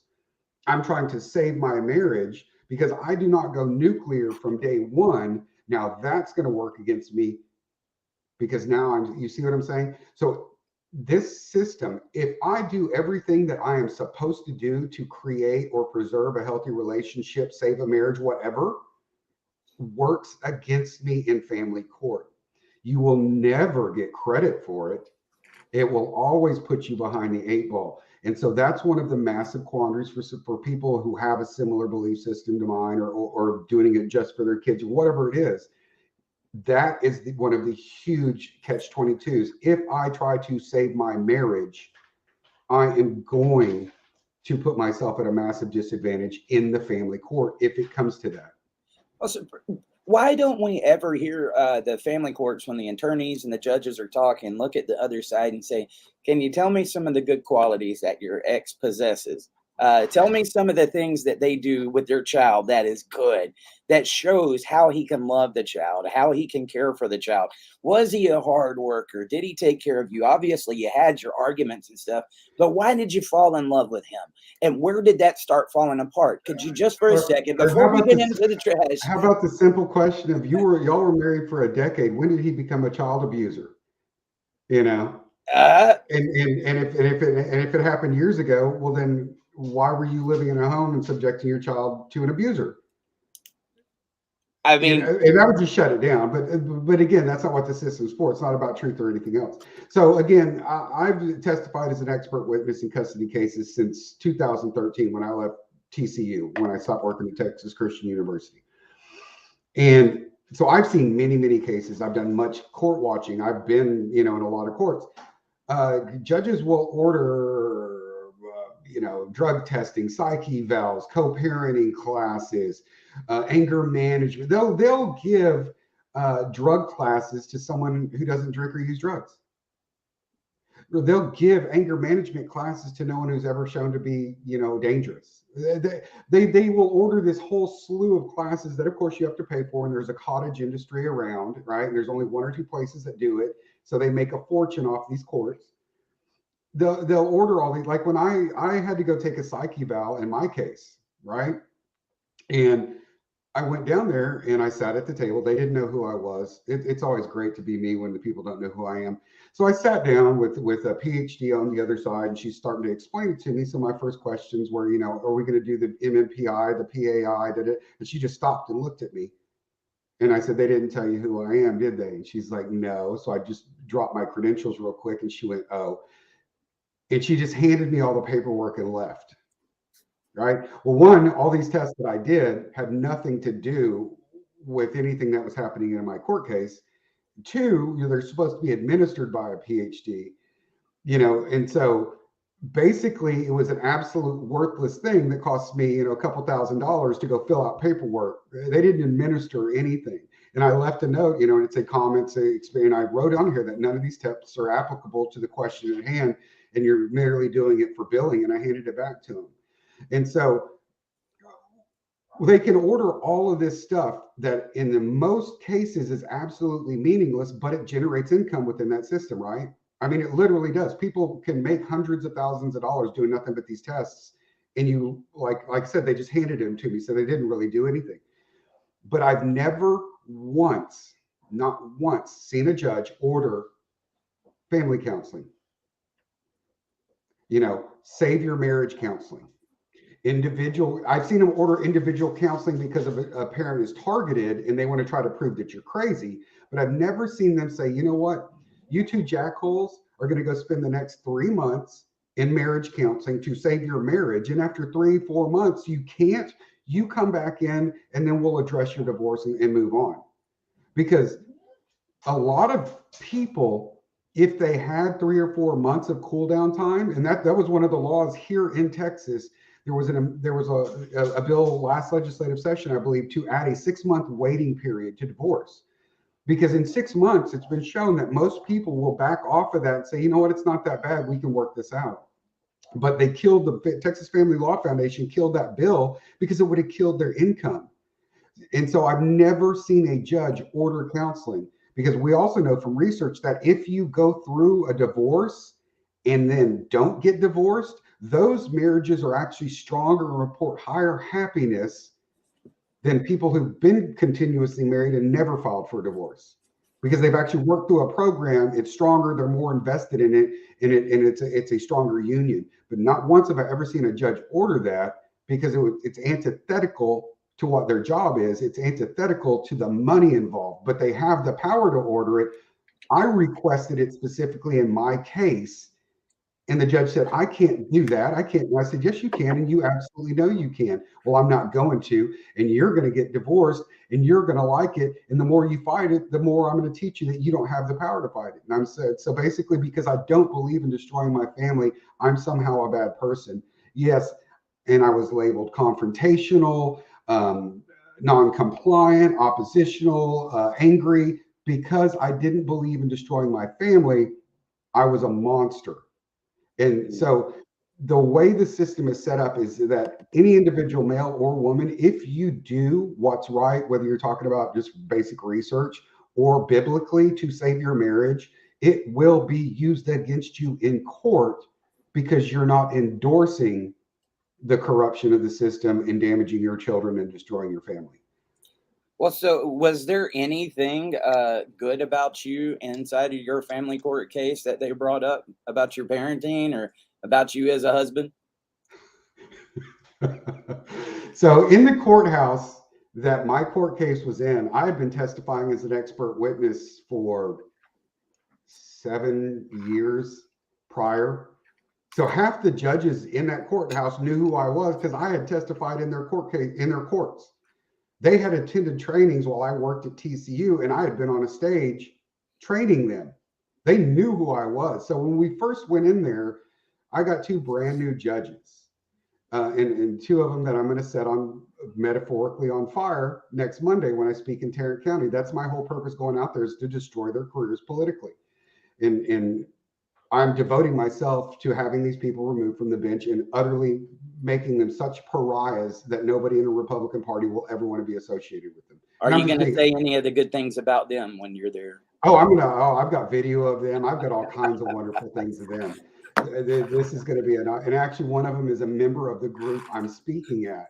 He's a member at this conservative group, and he shows up, and I'm hoping he's in the audience, because I'm going to make him a rock. I'm going to make you famous. So when my case first started, the judge who was sitting on the bench, because these 2 clowns hadn't been sworn in yet, they were still in judge school. She knew who I was. And when I walked in and they had their temporary restraining order and all that kind of stuff, and talking about how dangerous I was and a child abuser and all this other stuff, she looked up and said, I know who he is. You've got to be kidding me. Because they were trying to have me thrown out of the house. Both vehicles go to her. Like literally, they were attempting to have me leave the courthouse with nothing but the clothes on my back, and we had to turn over my vehicle to her in the parking lot. So I literally wouldn't have had a car. And this judge, who's not a great judge, but she knew who I was, just said, I'm not doing this garbage. I know him. Everybody in this courthouse knows him. You've got to be kidding. Are you, she asked the opposing counsel, are you a new lawyer? Which she kind of was, because you don't know. I've trained the Tarrant County Family Law Bar Association on multiple occasions. So I've trained their whole bar association. She said, don't you know who this is? And you're saying all this stuff about him. and we know who he is and what he does for a living. And she said, I'm not signing off. That is the only time anybody said anything good about me. After that, these two new clown judges took the bench. And because I was opposed to divorce from day one, there was something wrong with me. And I was a controlling, manipulating narcissist. That's one of the reasons that I'm just like, because my judge said all this to me, the associate judge. There's a YouTube video of her called Potty Mouth Pink Stone. Said this to me. He used all these psychobabble terms, informed me that I think she had some undergrad degree in psychology, so she knew what she was talking about. I'm just like, you are a moron. And that she would not put up with a controlling narcissist and all this other kind of stuff who didn't want to not get divorced. And oh, by the way, I was restricted from praying with my child because no children should learn right from wrong. And so that was day one. And from there, I've been in this battle. So the only time anyone ever said anything good is when a judge recognized me and said, you've got to be kidding. He's one of the biggest child advocates we have in this county, and he does stuff statewide. And now you're telling me he's a child abuser just because she filed for divorce. And then after that, it was all downhill. Well, so let's take this back. You say you're a man of faith, right? Obviously, when I was younger, I was a pastor's son. I had my fair share of getting in trouble. I think a lot of us do. We were not perfect people. We made mistakes. I know you've talked about you made your mistakes in your past. At the time that you divorced, would you say that you were a good husband and a good father? When are you talking about when? So my wife filed for divorce 2 times. One time was in 2013. I came home, not to toot my horn, but there's a place in East Lancaster in Fort Worth is where all the homeless shelters and all the soup kitchens and stuff are. And I used to take, every Saturday, I would take a certain type of meeting to one of the homeless shelters. And that's just what I did. And I came home, absolutely no clue. And there's a note on the table. Wife disappeared for 6 months with my toddler. Couldn't find them, wouldn't answer emails. And I got served with divorce papers the next day. Was she justified in doing so? No, had no clue what was going on. It later turned out, so I've, and I try not to go into my stuff too much, but it turned out that I've always worked from home. So when I was a researcher at the Institute of Child Development at TCU, I never was in the office. I always worked from home. They'd send me home, say, here's your project, because I could knock out from home in a week or two what would take me 4 months at the office to do, just because all the BS meetings and waste of time and everything else. So I was always I worked for TCU, but I was like a contract worker, I didn't have to go in the office except for once a week for one meeting. And so when I was doing that, I was also taking care of my child. I made all the meals on our home. I was, getting up in the middle of the night. I was at least 50% of when I got promoted to assistant director of research at the Institute of Child Development, well, now I had to run some of those BS meetings, right? Okay. And so I had to be in the office 3 days a week. So I went from being home every single day, except for a couple-hour meeting, to having to be in the office 3 days a week, and then sometimes being called in. So I wasn't there to get up in the middle of the night because I had to leave at 5 in the morning. I wasn't there to, do childcare while she's taking a nap, or do childcare where she wants to, run to Arlington and have a 4-hour lunch with her girlfriends. I wasn't there to take care of the kid at night so she could go to happy hour, so she could pump breast milk so it wasn't infused with alcohol and go to happy hour 3 days in a row. I wasn't there to do that because now I had to actually go into the office. And so after we got through that first divorce, my wife has some mental health issues, and I'll say it out loud. I didn't know it before we got married, but it became very obvious after our son was born. So when I had to now have like a real job and be gone, I wasn't able to take care of the child. So when we got through that first divorce, she let me know. She said, I was overwhelmed because part of her mental health issue is high anxiety. So she got overwhelmed because I wasn't there to take care of our son and give her basically breaks for at least half the day. And she also had some delusional stuff going on. So she left because I was required to go to work. So at that point, no, I had no clue, and I can't, anyway, that was a whole nightmare. What about the second time? The second time, when I left TCU, I started doing consulting for a long time. And it was really rough in the beginning. So I was working at Amazon with a PhD on an overnight shift packing boxes. And then I would leave and go teach adjunct classes at some community colleges, and trying to start this consulting business. And so it was a nightmare. And I got very successful over a time period. I started making way more money than I thought I would ever make doing this thing. Right. And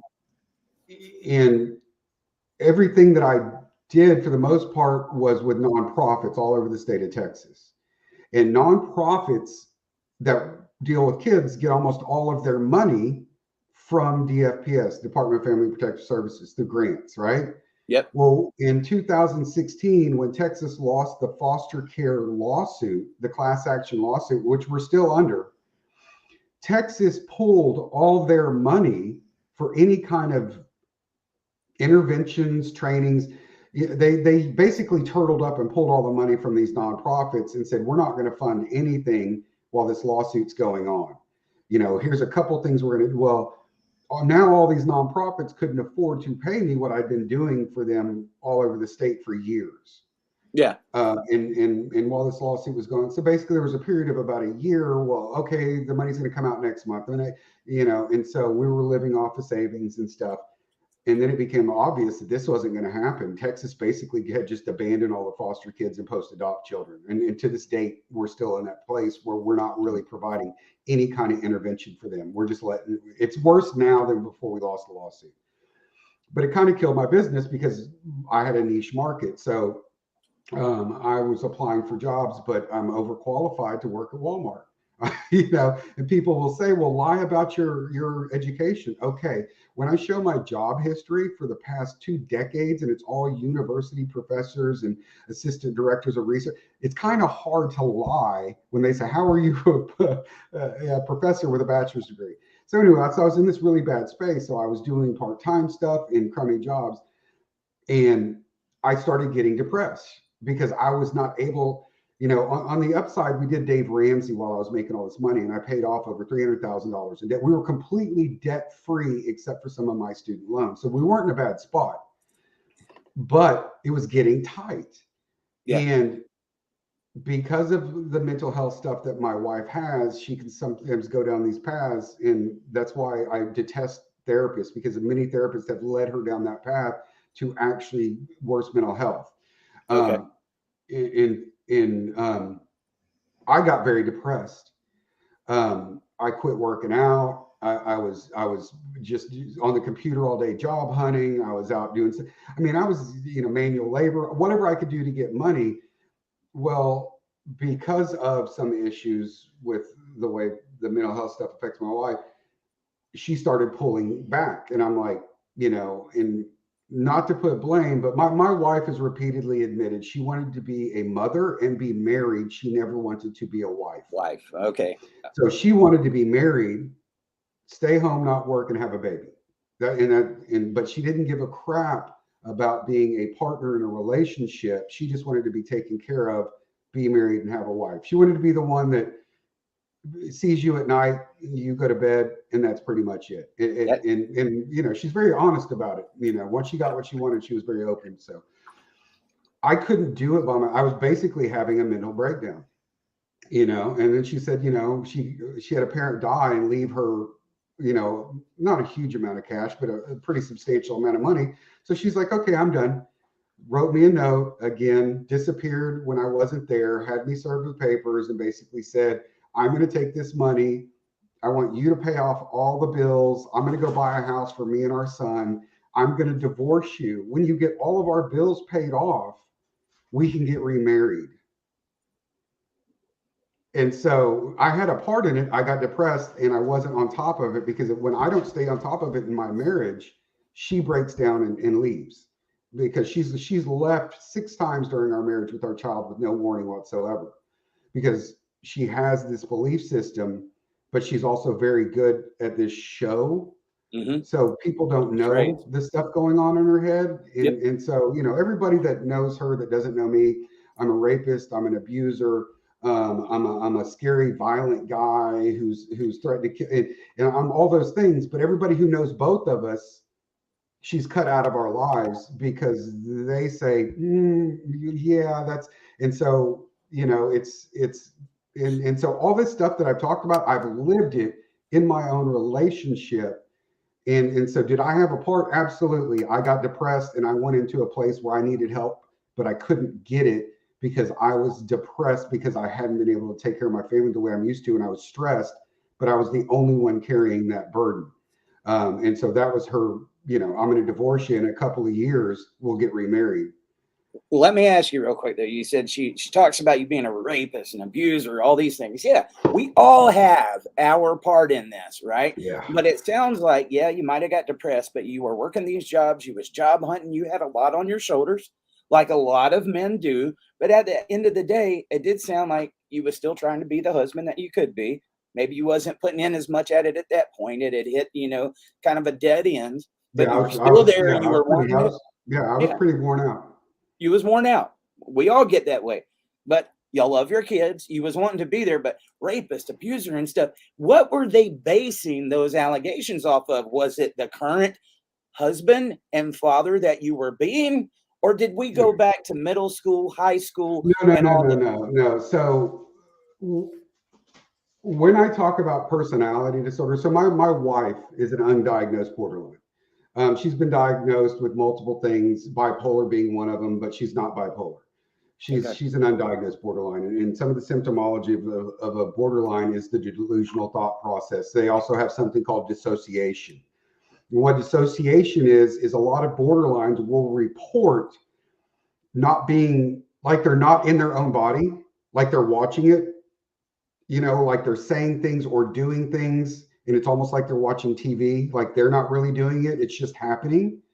And that's called dissociation. And so after the first time my wife left, we went to our church in many months of counseling with a great pastor out there who cut through a lot of this garbage and stuff. And I had all the same allegations the first time, rape and all this other stuff.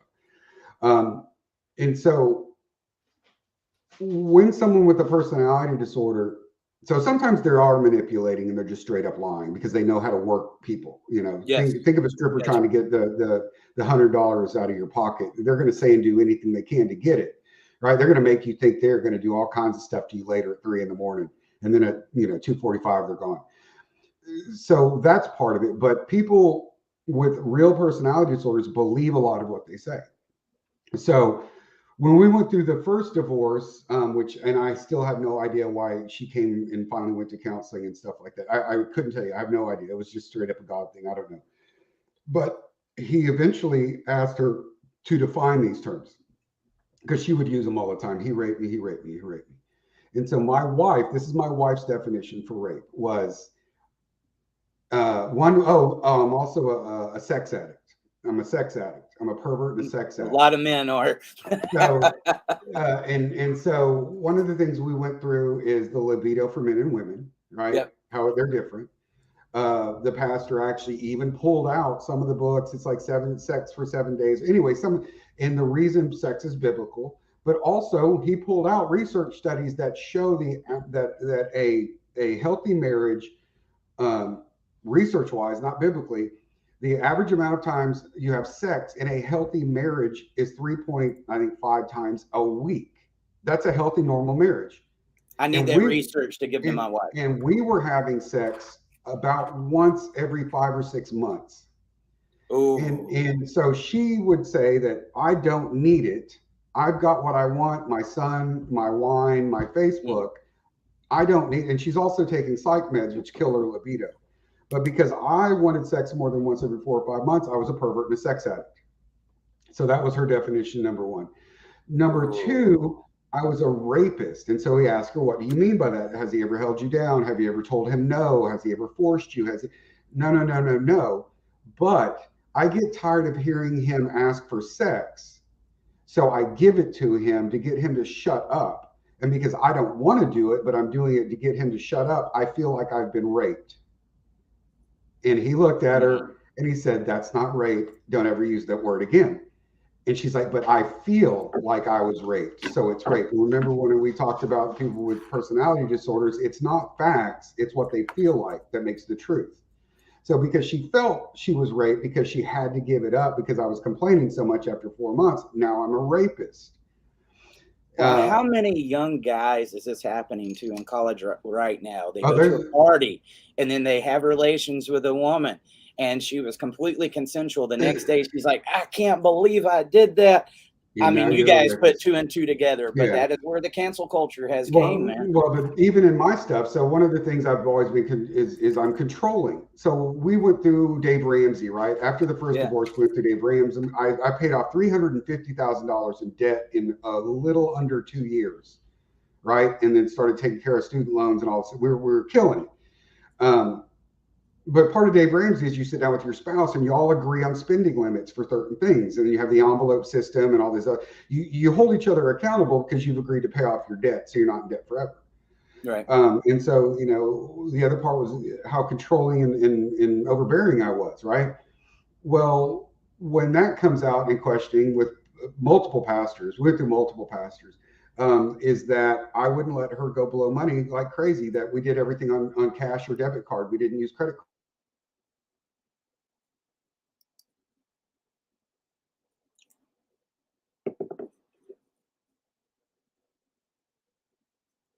I'm trying to find out if it's me or if it's Brooks.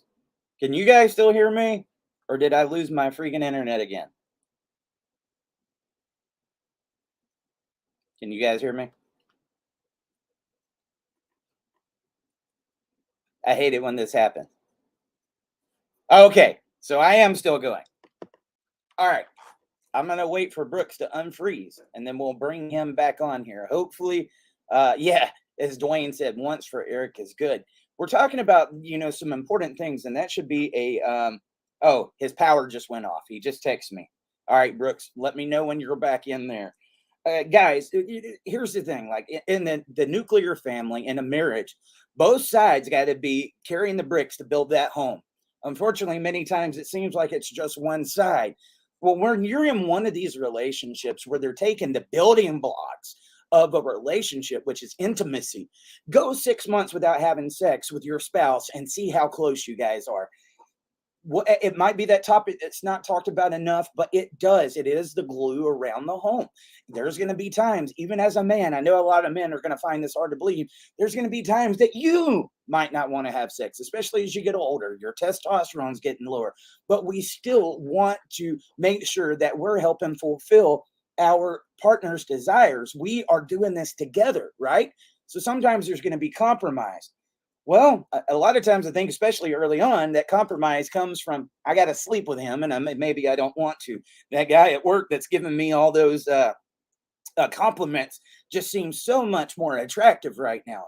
And then the problem that I have with a lot of women, okay, and I'm saying a lot, I'm not saying all women, but I've even had conversations with people that's very close to me, and they said, yes, I'm guilty of this, is they will make sex and intimacy a reward for their partner. If you want sex, I need you to clean the house, I need you to give me money, or I need you to do this. That's like prostitution, is it not? This is your marriage. Sex isn't a reward. Sex is something that you do to build your relationship, guys. Somebody said, Steve Sues. All right, let me get on this. He said, wow, I think my ex reads the same newsletter as his ex. Do the same things. That's why people think we talk about all women sometimes, because let me tell you, there is a certain type of woman that plays by that same playbook, guys. That same playbook. And one of the places I was trying to go to, and I know it was probably very triggering for Brooks because he's talking about his personal situation, okay, is I was trying to find out at the time that you was going through a divorce, was you a good father? Was you a good husband? Of course, I'm not saying were you without any blame. We're all going to have mistakes. We're all going to have places that we contribute. But were you the person that she was trying to say you were? And a lot of times what they'll do is they'll go way back to your past. Let's go to middle school. Let's go to high school. Let's go to those places that you told me about who you used to be and how you're a better person now. But I need to go back to that little box to pull out stuff from your past to say, look, this is who he is. And there is not going to be a single person on the face of this earth that does not have failures or something in their past. Why is that inside of the family courts? If the family courts really wanted to do what was in the best interest of the child, which is to promote the relationship with the child with both of their parents, they might even ask those questions. I know it sounded so crazy when I said that earlier, but hey, can you tell me one good thing that your spouse does as a parent? Can you tell me one time, or tell me of several times that he's helped you when you needed it? Why did you marry them? Why did you love them? Why can't this exist anymore? Well, let me say something right here. You guys, if you don't want to be married no more, you don't have to stay married. But you are both mom and dad to that kid. And what I would like to see in this court is for you to be able to pay compliment to each other, realize we might not be together anymore, but we're going to do what's in the best interest of our child, and get them to talk good about each other and show the kid that mom and dad can still communicate without having to go out all out war. They know about the all out war, and they know this is hard for parents that are going through the breakup of their family that might not have had intimacy for 6 months or 2 or 3 years. And they increase that conflict because they want them to argue, because that's how the system profits. Nobody should be going back 10 or 20 years and saying that's who this guy is now. Ask them, what is it now that you are basing this off of? You went all these years in your marriage, and all of a sudden something he did when he was in middle school or high school is relevant to the conversation that we're having today? No. All right, I think I got Brooks back. Hey, I'm sorry, I was rapping, brother. No, you're good. You're good. That's part of living out here in the boonies. Is sometimes the power. I mean, it's bright and sunny, and the power will just turn off. I went with her yesterday. They're supposed to be coming and getting me a new internet connection tomorrow, hopefully. But if what I was telling about Brooks, and one of the reasons I was trying to, get you to go there, and this might not always work, but I said at the time that you went through both of these divorces, or that you thought you was going to go through a divorce the first time, then she came back. A lot of times a rapist, abuser, and all these things. It's like, at what point did the court look at her and say, can you tell me something good about your husband? Why did you marry him? Why do you think these things about him? And a lot of times they go back to those years, like where you had these imperfections, or before you became a better person, because that's who I need to paint him as now, because that's what the family courts want. They want you going against each other. They want to hear the dirt. They don't want to do what's in the best interest of the child. And actually, at one point, so I wasn't allowed to use my vehicle is my company vehicle, right? It's not in my name. It's in the company name and stuff. I bought it, when I used to go all over Texas working with these nonprofits. She had anyway, I had to go into my vehicle, which I wasn't allowed to go into without permit, all this crap. They filed this stuff, got a temporary restraining order, right? And this Kate Stone, who is a corrupt, biased, crazy whack job. Again, you can find her on YouTube gave her a restraining order, right?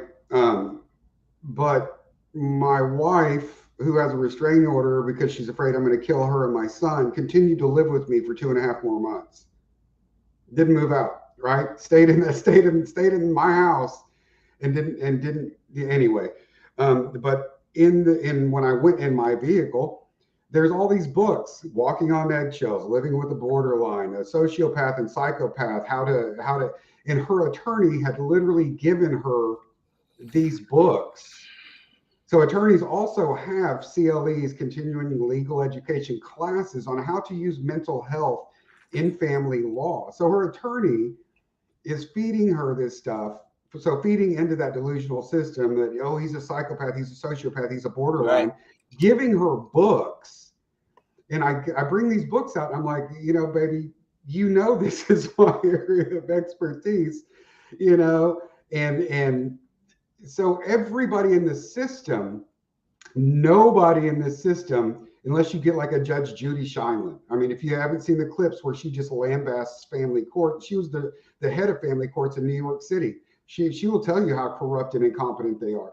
So unless you get someone like that, or that very first judge who happened to know me and say, I know this isn't true, outside of that, everybody in the system feeds into it.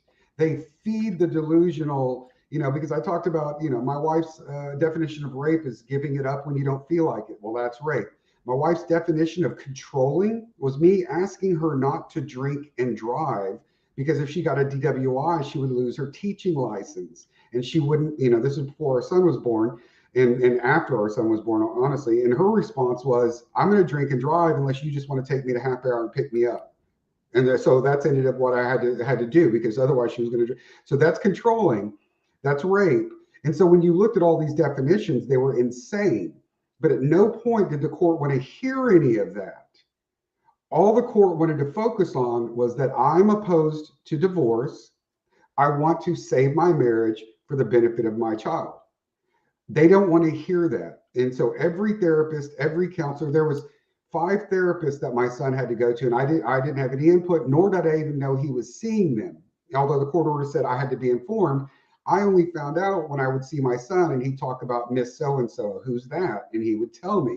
So I'd have to go hunt them down on the internet, request records. They wouldn't give them to me because I was an abuser, right? They wouldn't even answer my emails till I threatened to sue them because, that's against the law. Then I would get the records, and then they put something into the court about how confrontational I am and how I terrified everybody up there because I was threatening to come after them legally. And so the whole system feeds into it because that's how they generate income. If you step And it's back, easy to do. well, but here's the thing: step back, take an objective look. So I use abortion because, again, I'm opposed to abortion. I wasn't always, because I wasn't always a Christian, but I'm opposed to abortion. You cannot work for Planned Parenthood and come and tell me that you are a conservative Christian person, period. Well, I just answer the phones. I don't care, right? And so if you work within the family law system and you're not doing, all you're doing is adoptions, you might have an argument for not being a piece of garbage, right? But if you work within that system, you are propagating a system everybody in there knows it's corrupt. There's no one in there that actually thinks this is best for them. No one thinks it's best for the kids. Right. They have their political agendas or their monetary agendas. Now there's people in Jeff Younger's case who wants his son's penis to be cut off that think that they're doing what's best for the kids, but that's, delusional. But everybody knows it's corrupt. So you can't work within that system, not call it out. So and not be part of the problem. So my son went to 5 different counselors, and there was one who contacted me, right? And when she did, I'm like, I don't know who you are. And she told me, I have to talk to both parents. I can't do my job. And your wife's actually very upset that I told her I was going to call you. And so she called me, talked to me, kept me updated. But her report was this court and this keeping him from the father and all this stuff y'all are doing is severely. My child's been suicidal since he was 7. And she said, this child is suicidal because you're removing the father and it's having a massive impact. She was immediately pulled off the case and her reports weren't allowed into the case. But the other 4 all put in there that, I'm telling my son to kill himself. I didn't even know he was wanting to kill himself until I basically was about to sue for records. That's when I found out, because nobody would even tell me he was talking about killing himself. And so the system itself is set up to propagate this stuff because it keeps them in business. Now, there's some people in there who are just twisted, sick individuals who really believe this is best, but a lot of them, this is their money. If I were to do custody evaluations and get licensed, I could make $300,000 a year and work about 4 months a year. That's the system we have it's like me going to Planned Parenthood and asking what's best for my unborn child. What are they going to tell me? Are they going to say, get on good nutrition and take prenatal vitamins? No, they're going to say, come in and we'll chop it up and suck it out with a vacuum. Well, seeing how easy it was to slap those labels on you, talking about the self-awareness part of this, I was just thinking, dude, there's been times where I'm running a slight fever, I got a sore throat, been having a little bit of trouble breathing, and I'll put in my symptoms right on Google, and then it pulls up WebMD. and I've got like 30 different things that could be on there. One of them is going to be cancer. One of them is going to be this, and then it makes you think that you're dying. How many of you guys have done something similar? Because we don't really want to go to a doctor. I would say go to a doctor. Don't diagnose yourself off of WebMD. But these parents that are struggling, and they start looking up what's going on, Brooks, and then they see all these different things: borderline personality disorder, bipolar, schizophrenia, psychopath, everything. And this person that's in that conflict with their ex, how easy would it be to go down that list and say, this one, this one, this one, this one? So at university, within the field of psychology, people who teach abnormal. So abnormal psychology is, mental illness, psychopathology, depression, borderline, bipolar, all that stuff. So most undergrads, if you're a psych major, you're going to have to take abnormal psychology. You're not really going to learn anything. You're just going to learn some stuff you didn't know. But that's one of the jokes among people who teach it. And they'll almost always say it within the first week. As you go through this course, you're going to diagnose yourself with every single thing we talk about.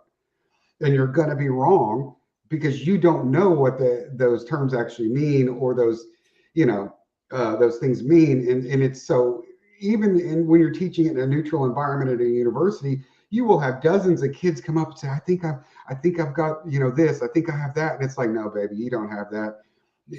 What your definition of what they're talking about, what it really means, are two completely different things.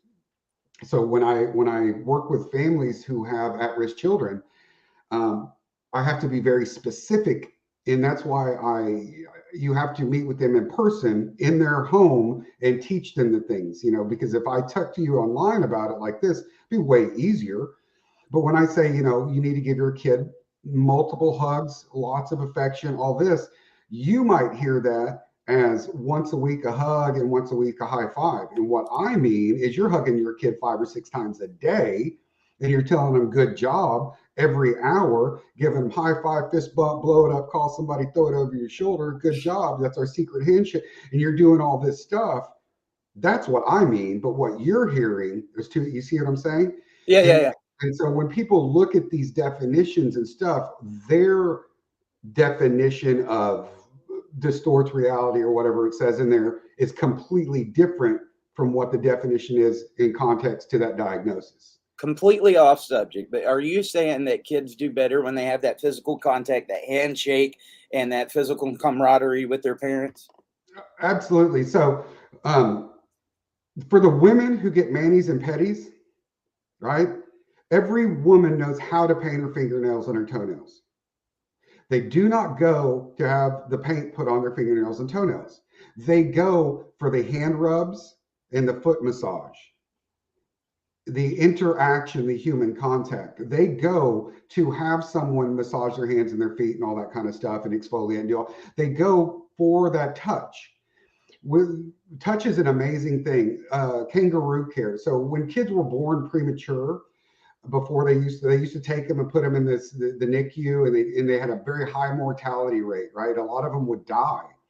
Then a guy in Australia came up, that's why they call it kangaroo care, with this thing called kangaroo care. So what they would do is they take these babies out of these incubators, they put them in, and they would lay them on the mother's chest, skin to skin. And they found that the child's heart rate would become in rhythm with the mother's heart rate. So they would sync. And they also found that the survivability rate of these children who were born premature went way up. And it was nothing but the physical care. And so there's been a ton of research on touch. Tiffany Fields has an amazing field, but at a university level, so you're looking at 20-somethings, they set up multiple research programs, but one of them was they had a library, right? And so they had a confederate, so someone who was in on the experiment, checking out the books at the library. And every other person, she would say, hey, great, great selection, have a great day, blah, blah, blah. She'd say the exact same thing to the next one, but she would reach out and just barely touch their hand with her hand and then pull it back. Well, good job, and as they came out, the researchers would interview the people, and they would claim that they had redone the library, moved some stuff around, got some new equipment, slapped some paint on the walls, whatever it was. They were, in reality, hadn't done anything to the library. The library was the exact same as it was before. The people who did not get touched We cannot say it's okay. It looks, it's whatever. I didn't really notice. The people who got the slight touch on the hand would come out and rave about how much better the library looked, operated, how much easier it was to find a thing, how much better their experience was. The only difference was they got a touch on the hand. So the touch on the hand gave them such a good feeling, just the physical touch, that they had a better experience. So somehow everything in the library was better. We also know that when you touch someone in a healthy, safe way, it releases endorphins in the brain, which are a calming effect like Valium for the brain, in that they set off a cascade of learning and all these other things. So when I touch my child in a healthy way, whether it's sometimes, I used to do a thing with my kid called beard on the belly, like I haven't shaved today, but I pull him back and hold him down and rub my beard on his belly until he almost pees. Yeah. That's safe, healthy touch because he's laughing and giggling and I'm going to pee. And that's fun. But also just holding and cuddling and rocking. All of that explodes the brain with neurochemicals that impel learning, regulate behavior, creates a bond between you. And the stronger that bond is, the more healthy it is, the better they get sick less, they have less allergies, they learn more, they grow bigger, their heads get larger. Everything is affected by physical touch. And one more example is in Romania, they used to have a dictatorship under Ceausescu. And this dictator ordered everyone to have babies because it was a communist country. He wanted a bigger workforce. So you had to have babies. Problem was Romania was dirt ass poor. They couldn't afford to feed themselves, let alone kids. So people would have these babies so they wouldn't go to prison, and then they would dump them at orphanages. And within these orphanages, they had so many that they couldn't take care of them. So they kind of set it up like hamster cages. Every baby was in a crate with a bottle hung on the side for them to have food and this and that. And literally they could not pick these kids up and hold them all because there were so many of them and so few staff.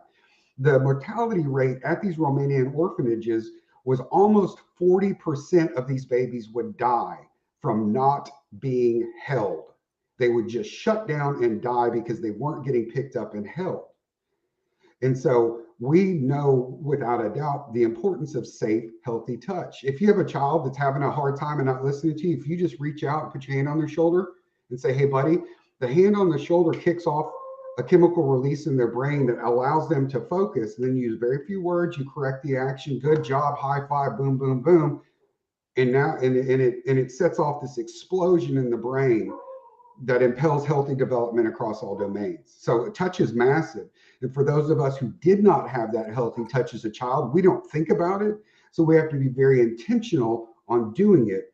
So I didn't get that as a child. So I had to raise my child doing it intentionally, making sure I did it because I don't need it because I didn't get it. So it's not something normal for me. It actually, for a long time, made me uncomfortable.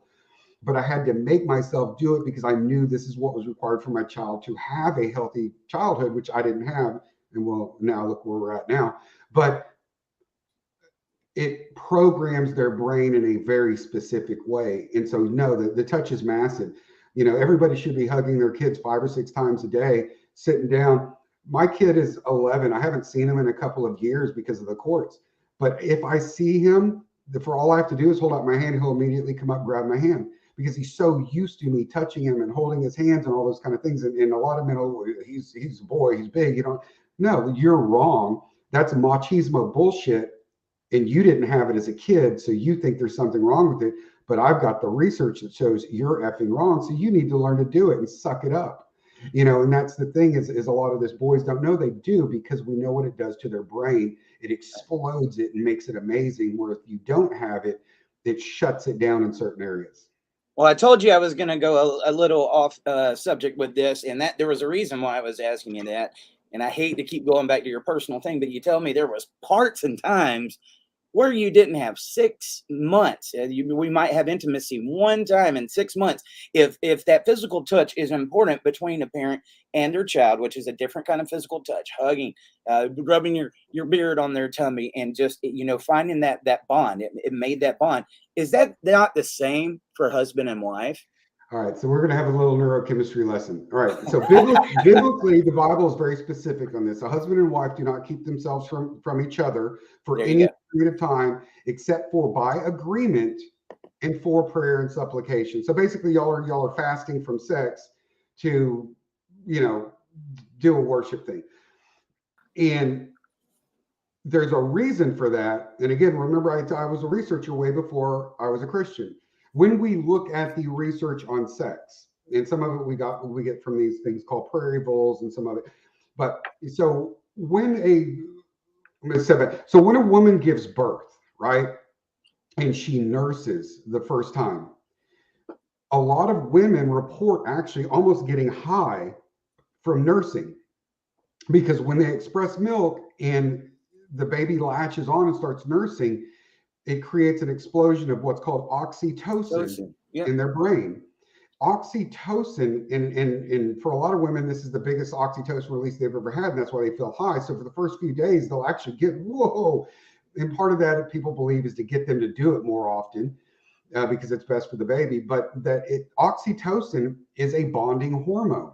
So when that oxytocin is expressed in the woman's brain, it bonds them to the child and creates that "I will die for you," that they'll, and because that's what a baby needs to survive, because you can't just, and so it creates that bond every time they nurse. Every time they nurse, it creates it, reinforces it.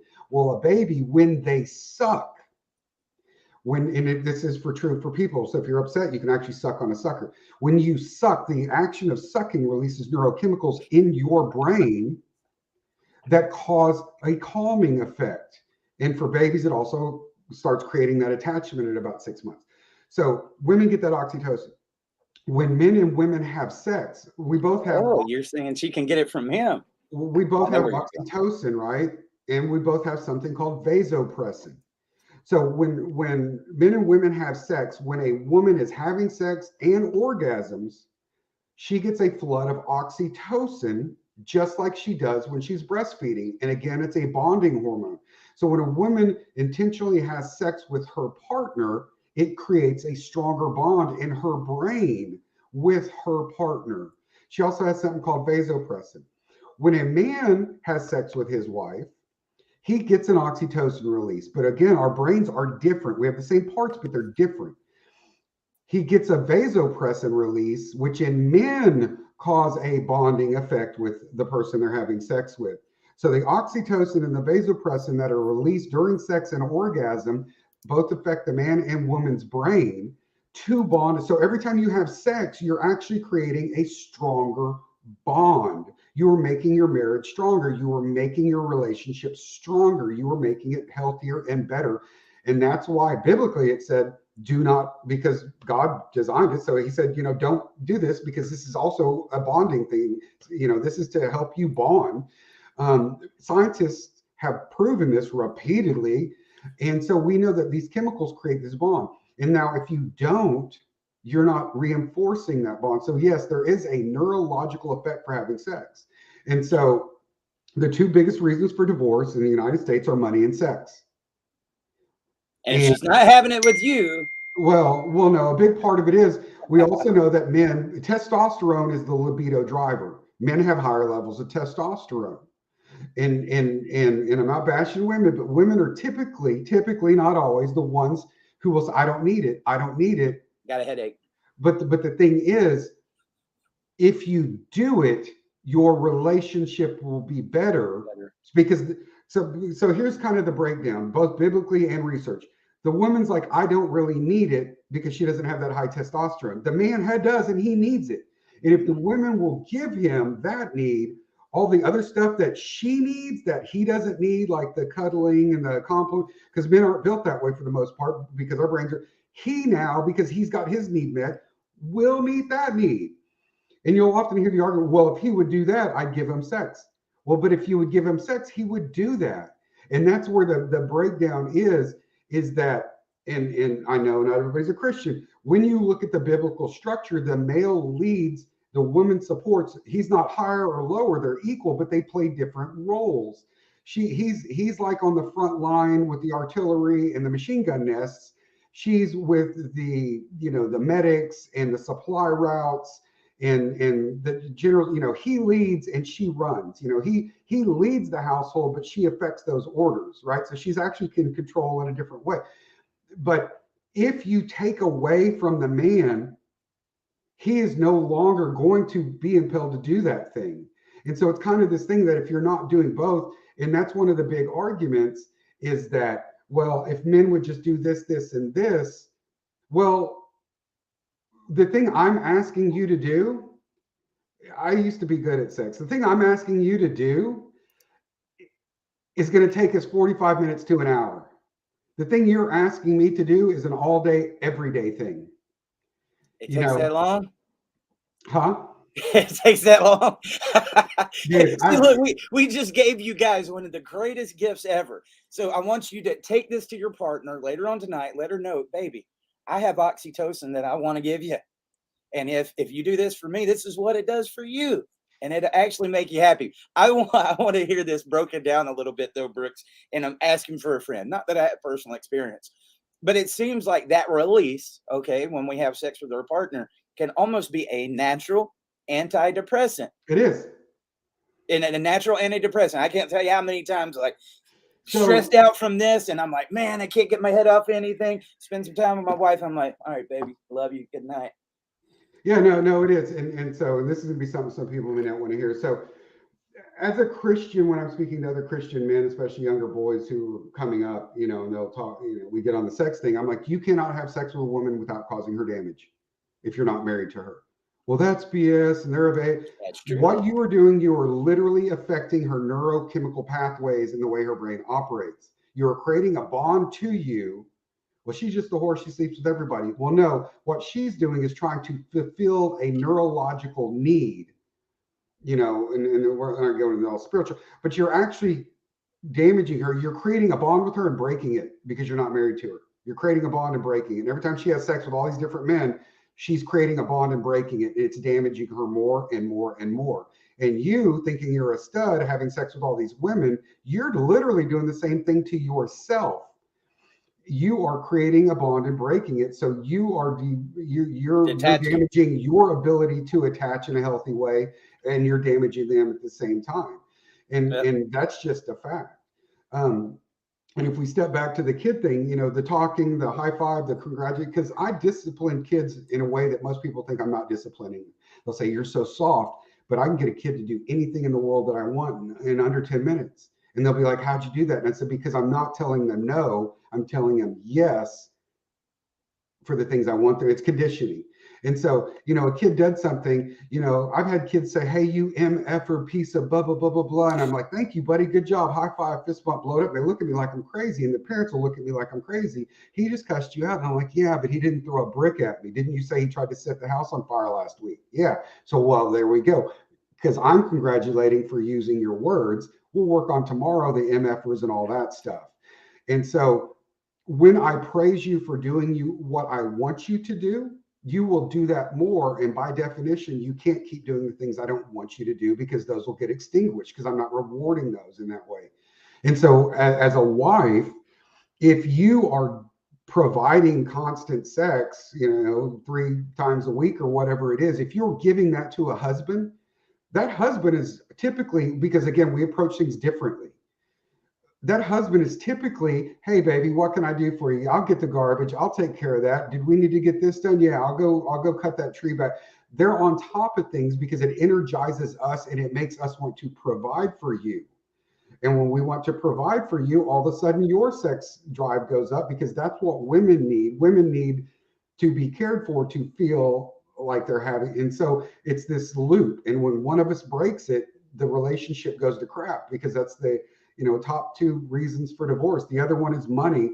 And you can almost always tie the money into a marriage that has lost its sex because everybody starts doing what they want and and they start spending money behind each other's backs or whatever it is. And then there, because I'm here, you do. My wife used to tell me her favorite phrase, and she started using it the day after we got married. You do you, I'll do me. And I'm like, that's not what this is supposed to be. But it was you do you, I'll do me. And that was pretty much my entire marriage. But that's the thing. If you take that attitude, that is not marriage. You're just cohabiting, and it is going to end up in a disaster. Oh, I'm with you, dude. And I think we got to have some more talks about that because that sex, as a reward inside of a relationship. I'm seeing that all the time, and many men fall for it. If I give you that tonight, like, I need you to do this, I need you to do this, I need you to do this, and then if you go to my demands, I'm going to give you that later on tonight. No, you are actually hurting yourself when you do that, ladies. Okay, because that is not a reward. That is something that builds a strong relationship. But men, we're wired and we want it, so it works, unfortunately. But eventually, over time, that starts breaking apart marriages left and right. Yeah, anytime Don't ever do that. anytime you use sex, and because again, we are very, very different. Anytime a woman uses sex as a tool, either as a reward or as a punishment, withholding it or to manipulate, again, my case, my wife would say, if you want to X, Y, and Z, then you need to let me go to Dallas to the Garth Brooks concert and stay there all weekend with my sister-in-law and get hammered drunk. And my response is, well, we're Christians. We're not supposed to be getting hammered drunk all weekend in a hotel in downtown Dallas.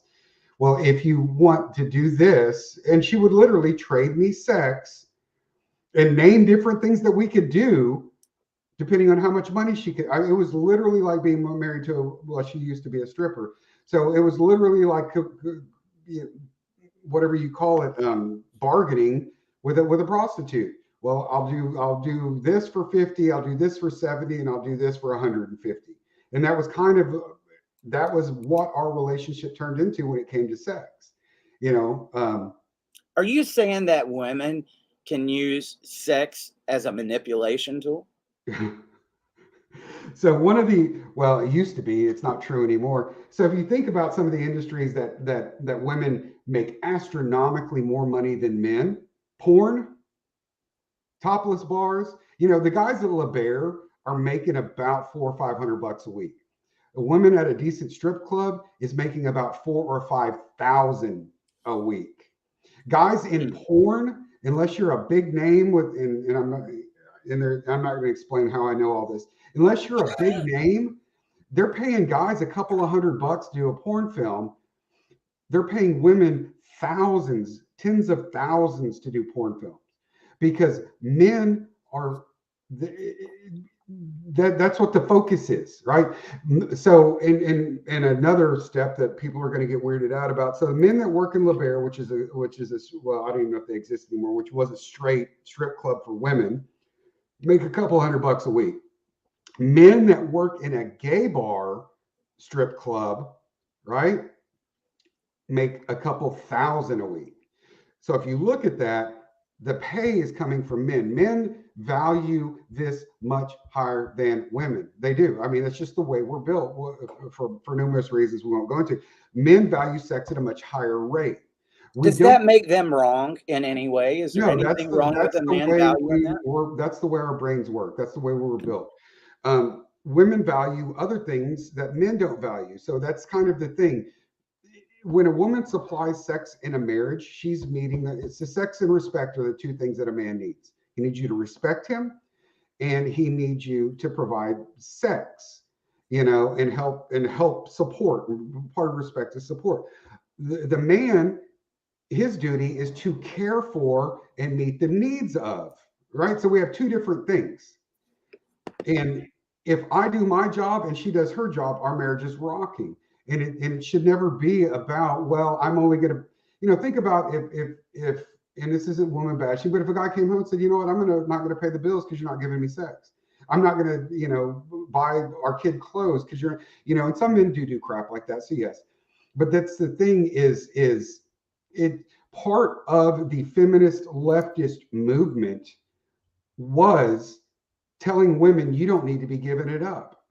They literally attack the relationship by telling women, this is your body, this is this, you can have abortion, nobody can control you, you don't have to give up sex, you don't have to do this thing, blah, blah, blah, blah. You're missing out on my oxytocin. I could have made you happy. In the history of any of these things, did anyone say you don't have to come in and provide for your wife, you don't have to be nice to him, you don't have to cuddle them when you don't feel like it, watch that stupid dramedy, whatever love movie crap that they want, you don't have to sit there, because that was part of the attack on the family. So women, is the body yours? Yeah, but again, if we go back to the biblical thing, it's not yours. One, it's God's, but it's your spouse's. When you get married, you are to leave your family and become one. That means you own my body, I own your body. You don't withhold it from me, I don't withhold it from you. And that goes for emotions and everything else. And a big part, and this happened in my marriage, is a lot of women and some men don't leave their family and create a new family. They still want to, well, my family, my mom, my dad, my sister-in-law, whatever it is. And it's like, baby, those they're not in our family. Our family is this unit. And they will go and overshare. And some mama's boys, men do this and call their mama and da, da, da.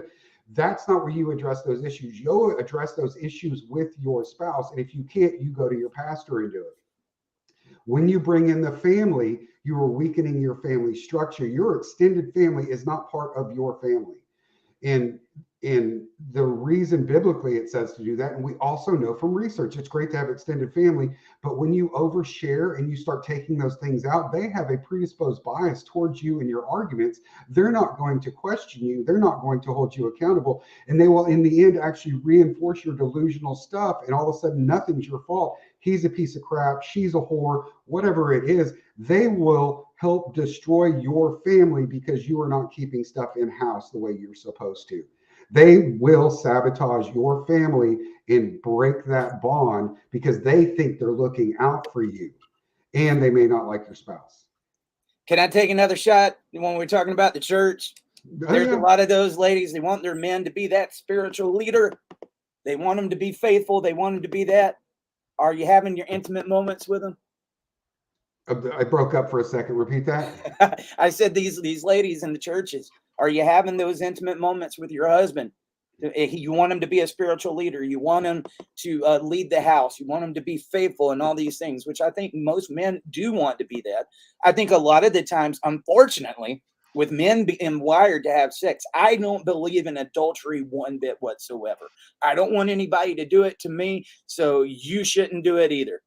That's just how I feel about it. But if this man goes 6 months to a year and his wife is not wanting to be intimate with him, is that a time to say, like, look, if this doesn't change, I don't feel like a husband anymore. I don't feel like you appreciate me. And then a lot of the guys are going to, let's be honest, they're going to start questioning. You're not having this time with me, or are they having it with somebody else? Then he's going to start trying to find out, why is she not doing with me what we were doing in the beginning? Then he becomes a stalker. I've seen so much of this, man. But men want to find out what's going on. If you ask what's going on, you're going to be looked at as crazy, or you can sit there and just take it. Sex is one of those controversial subjects, man. So I believe it used to be that men were much more promiscuous than women. I think so. They were much more, it was a much higher rate of men cheating on their wives than their wives cheating on them. And that had to do with all kinds of different variables. With the feminist movement and the destruction of the family and traditional roles and all this other kind of stuff, women have become much more promiscuous because basically the world has said, you're just like a man, which you're not. And I'm not like a woman. I can't nurse, and I can't have a baby. And, there's all kinds of things I can't do that only you as a woman can do. There's a lot of stuff that you can't do that only I mean, but bring home the bacon, fry it up in a pan, all that garbage was pretty much kind of the kickoff era for this feminist movement. And so women were taught, because there used to be social mores of being a whore, right? Sleeping around was not a good thing. Well, today, what's the matter? You're not a whore. You're a stud just like he is. Well, body count is a very popular term nowadays. So body count. What's your body count? They've normalized all of this stuff. And so I think the incidents of infidelity are almost 50-50. They're very close. It's happening more and more. The stats, I just looked at them, said that it's predominantly men, which I would not believe for one second. Well, it depends on how they're measuring it. I mean, that's one of the things is you've got to go to these sites and look how they actually measure it. Because if you look at the domestic violence stats, I could pull up a bunch of sites that say it's almost all men until you look how they measure it and they redefine abuse. That if a woman hits a man, it's not abuse, but if you hide the car keys, that is abuse. Well, and So, men aren't reporting because they're afraid if they do, they'll go to jail. well, but part of the thing is they literally redefine the words. Like when I was talking about my personal case, the word rape is so far from what the actual definition is. But Right. in some research papers will do this to put out things that they want.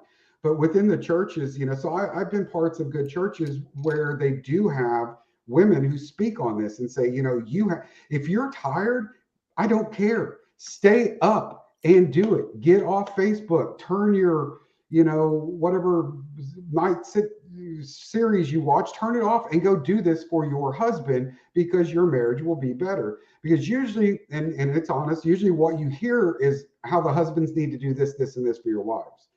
And that's true also, but rarely do you hear the sex stuff talked about. Just like you rarely hear the divorce talked about, rarely hear the family talk about. And it's, again, it's like everything that we know that could bolster this and strengthen this are rarely addressed in churches, let anywhere outside of it. Unless someone's asking for a grant, they'll talk about fatherlessness, but they won't talk about the cause. They'll talk about domestic violence, but they won't give the real statistics. And then they don't talk about, so you'll see, actually, I just watched one of these commercials last night. One in 3 or 1 in 4 women will be sexually assaulted by the time they're 20 something, right? Well, and that's according to our CDC, Center for Disease Control, until you go look how they measured it, right? Because I'm a researcher, and so when you look how they measured it, the women weren't reporting being sexually assaulted. The interviewer was deciding whether they thought the person had been sexually assaulted. And they didn't say, were you raped? Were you forcibly this? Were you that? None of that. They were saying, have you ever had sex with someone and regretted it? Well, hell, for all of us who ran around like I did, yeah, oh, definitely. So that counts as a sexual assault. You see where I'm going? That twisting. And so that number, and so even some liberal research organizations are saying, yeah, y'all are going a little too far. You're inflating it too much. And when you go read, there's no question about rape, sexual assault, or anything else. It's literally, did you regret it? Yeah. If you go into a room of non-Christians, and even some Christians say, who's ever had sex with someone who regretted it, either because of who they were, or was your friend's girlfriend, or what? Everybody's going to raise their hand. Well, then every one of you, according to their construct, was raped. And that's how they toy with these statistics and play with this stuff. But they've been doing it for years. But, sex and money are the two biggest things. And usually the money problems follow the sex problems. Absolutely. Guys, we've been going for about 2.5 hours. We've made up several points that I'm going to have to say. We're going to have to talk on this a little bit later because I believe me and Brooks could go on and on about it. Have you enjoyed having Brooks on the show? We're going to do it again for the rest of the week. Man, great conversations that are going on, guys. If you would like to support the show, I'm going to go through it again. First, like, share, and subscribe, and ding the bell so this show is actually getting out there. You're hearing stuff here that I don't think you're going to hear in many places. And they're important conversations. One of the things that we want to do is not just talk about how we're being victimized. How can we be better people, right? Because as much as I say that a woman should be doing this for a man, the man needs to be doing it for the woman too. We need to be, the whole message behind this is equality, even though sometimes it might seem like this is the challenges we're going through. But like, share, subscribe, ding the bell. We need more people in here talking and listening to what we're saying. You can contribute to the podcast at the 2 links below, Cash App, Venmo. You can also go to Patreon. There is memberships on Facebook and on YouTube where you can join up and give a monthly pledge towards our show. And there is also super chats and stars. I have to remember that. I feel like a broken record sometimes, and I wish I didn't have to do that, guys. But those are some of the things that we need to do to get this movement going. Because I'll tell you, before we get off, I was actually going to say this to you when we got off, but I had some attorneys reaching out to me the other day saying, Eric, I need some statistics on how many of these guys are getting killed at these custody exchanges. And it was one of those moments where I was like, yeah, I do too. Like, they was coming to me because I've been so boisterous about it. Well, who's going to fund that? I don't know many people, and we're going to need somebody that would know how to research it. But I'm wondering if we got some of that data, would this be something that you'd be able to help us out with, Brooks? I used to be a researcher. So There's how you could get some of this research out, guys, Well, that hasn't been done, and make sure that it's done in the right way. We need it. We need it, because there's a difference when you go and say, hey, we have a problem, versus where you can go and say, hey, here's the research. yeah, well, and some of it's very simple. So, I mean, well, you've got all kinds of, well, God, we could be here forever, but we won't be. So you can do correlational research, survey research, and then you get into experimentation and other higher end models. You can do a lot of stuff with simple, basic correlational survey research. And you can address the problems of self-selecting population and all this. But you've got like SurveyMonkey, Qualtrics, some other things. You can literally get thousands and thousands of responses, and you can embed certain questions in there to remove people that probably shouldn't be in there and all this other stuff and control. So you can do a lot of stuff in a, I call it simple in the context of research, it's simple, and control for a lot of these things, and actually have a few thousand responses saying, look, these are the experiences, these are the things, these are the suicide rate, these are the suicidal ideations that come up. You say this industry is not this, but and I'm just making up numbers, but 40% of parents who got primary reported suicidal ideation, and 70% who didn't get primary reported suicidal ideation. So you have an industry that is driving a massive percent. You can show all kinds of crazy things they would not want shown. The only problem is, one, you got to find someone who knows how to do it. And two, it's just a ton of man hours. It is a lot of man hours. I mean, even just cleaning data and stuff can take weeks to go through and recode and clean data and all that kind of stuff. And I know someone's going to comment and say, oh, blah, blah, blah. Trust me, I've done it a bunch. But no, it's absolutely possible. But the thing is, you've got to be able to pay for it. You've got there has to be somebody saying, okay, we're going to pay for your SurveyMonkey subscription or your Qualtrics, and then we're going to buy you the new version of Systat. I've got Systat and SPSS, which mean nothing but their stats programs. You've got to have the tools to do it, to be able to collect it. Then you have to have someone who knows how to clean it and run it and all that other stuff. But I mean, on a low end, you could run a research project like that for probably $5,000 or $6,000 from beginning to end. If it was done at a university, they'd be running it for, $150,000 is what they would say it would cost. But you could really actually do it for $5,000 to $6,000 and come out with multiple findings, You might even be able to present your own packet that has multiple findings off the same data set. And you could probably get it published in a peer-reviewed journal. Would you guys help contribute towards getting that research, is what I need to know, because we need it. There's especially like the custody exchange murders, Brooks. People think that's just a one-off situation and that it's not happening as much. I guess we're cherry picking cases and saying, hey, look, but it's not really a big problem. Yes, it is. There is fathers that are killing mothers too, guys. And it's stemming off of this. You got the different situations. A lot of time when a dad gets killed, it's going to be a family, a friend, a boyfriend. Whereas if dad kills mom, he'll do it himself. But there is some of these statistics research. What about when they are supposed to give the kid back to dad, and instead of doing that, they kill the kid and kill themselves? That is becoming a big issue.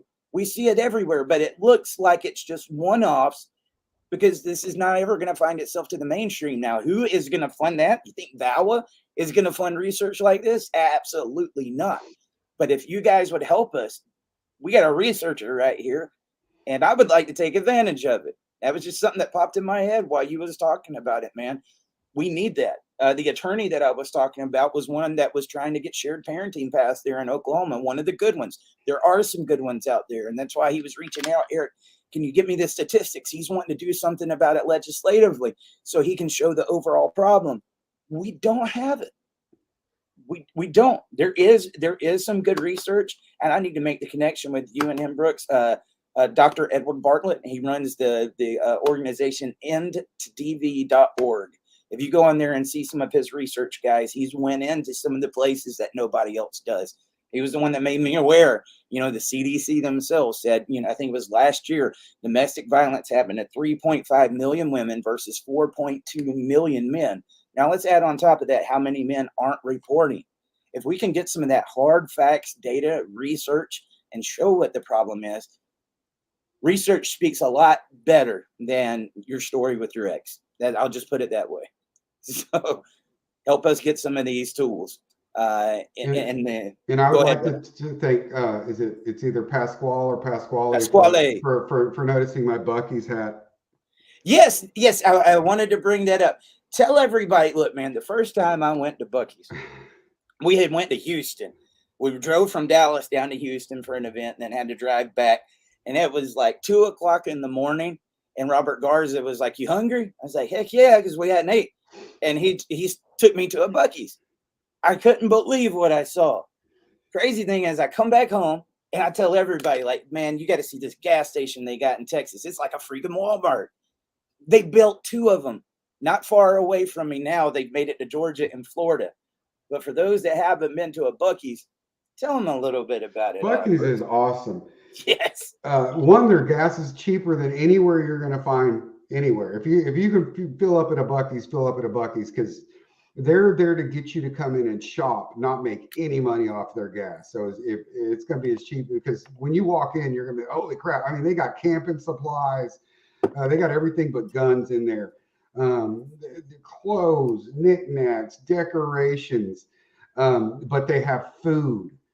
Their barbecue is good. They've got good, and for a freaking basically big ass gas station, they got awesome barbecue. Their nuts, their cheese, their smoked meats, their kolaches. I mean, yeah, if you want to stop getting, go to a Bucky's, and you'll be taking your picture with the big ass, what is it, a squirrel or a beaver or whatever he is out front. And Bucky's rocks. If I'm going anywhere and there's a Bucky's on my route, that's where I'm stopping. I'll hold my pee for an hour and a half to get to a Bucky's, because the restrooms are also the cleanest you're going to find anywhere. But because I know I want their food, I want their gas, and I want their cheese.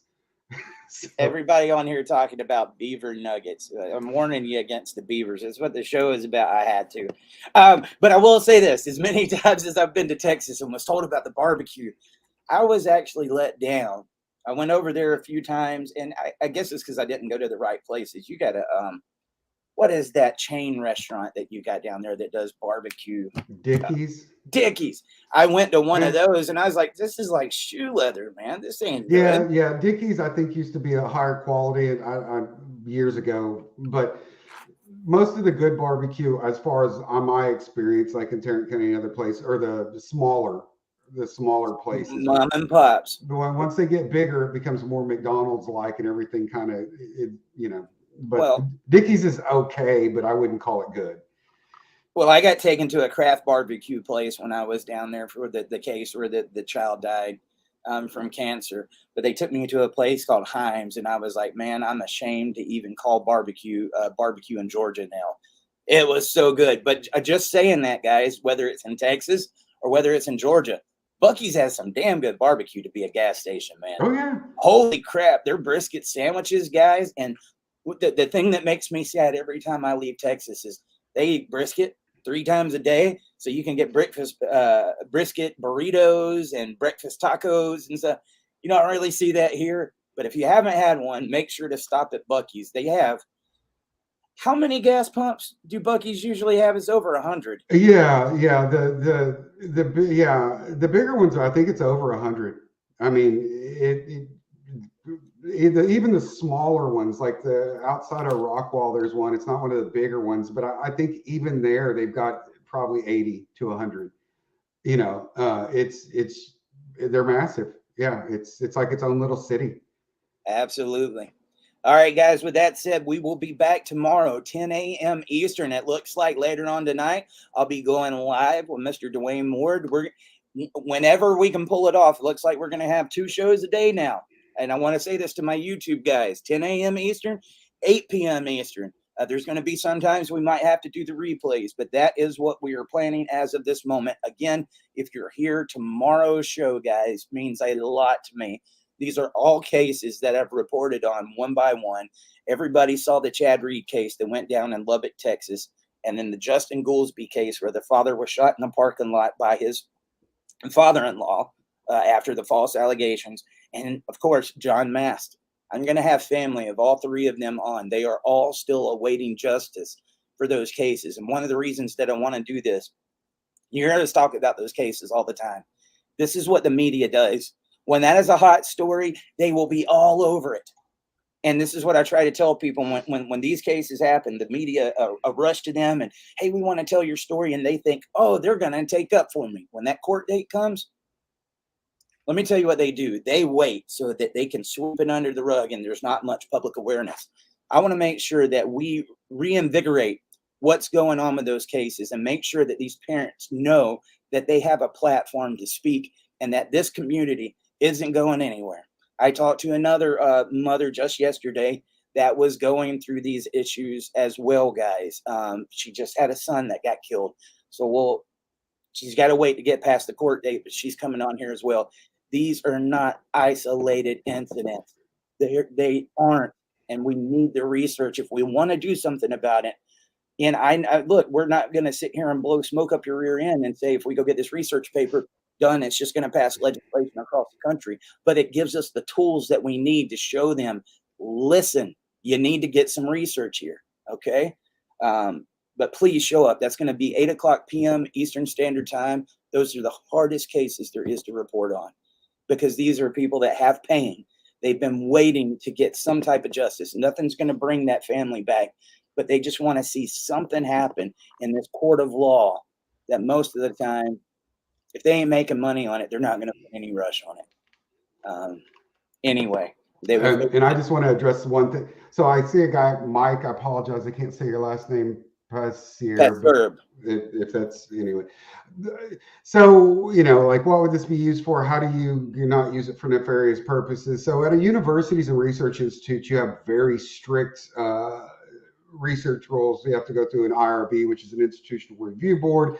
You have to de-identify it. You have to keep it in a secure locked place that's password protected, all this other kind of stuff. So all that stuff is just basic. I mean, if you have someone who knows those protocols, that's just basic, simple stuff. That's what you do to begin with. And then how it's used and not used for nefarious purposes. If you have someone who is good, and this is where a lot of people fail, that they're not good at it, who's good at setting up the research question, you work your way backwards. You set up the question you want to address and work your way backwards, unless you're just exploring some crap.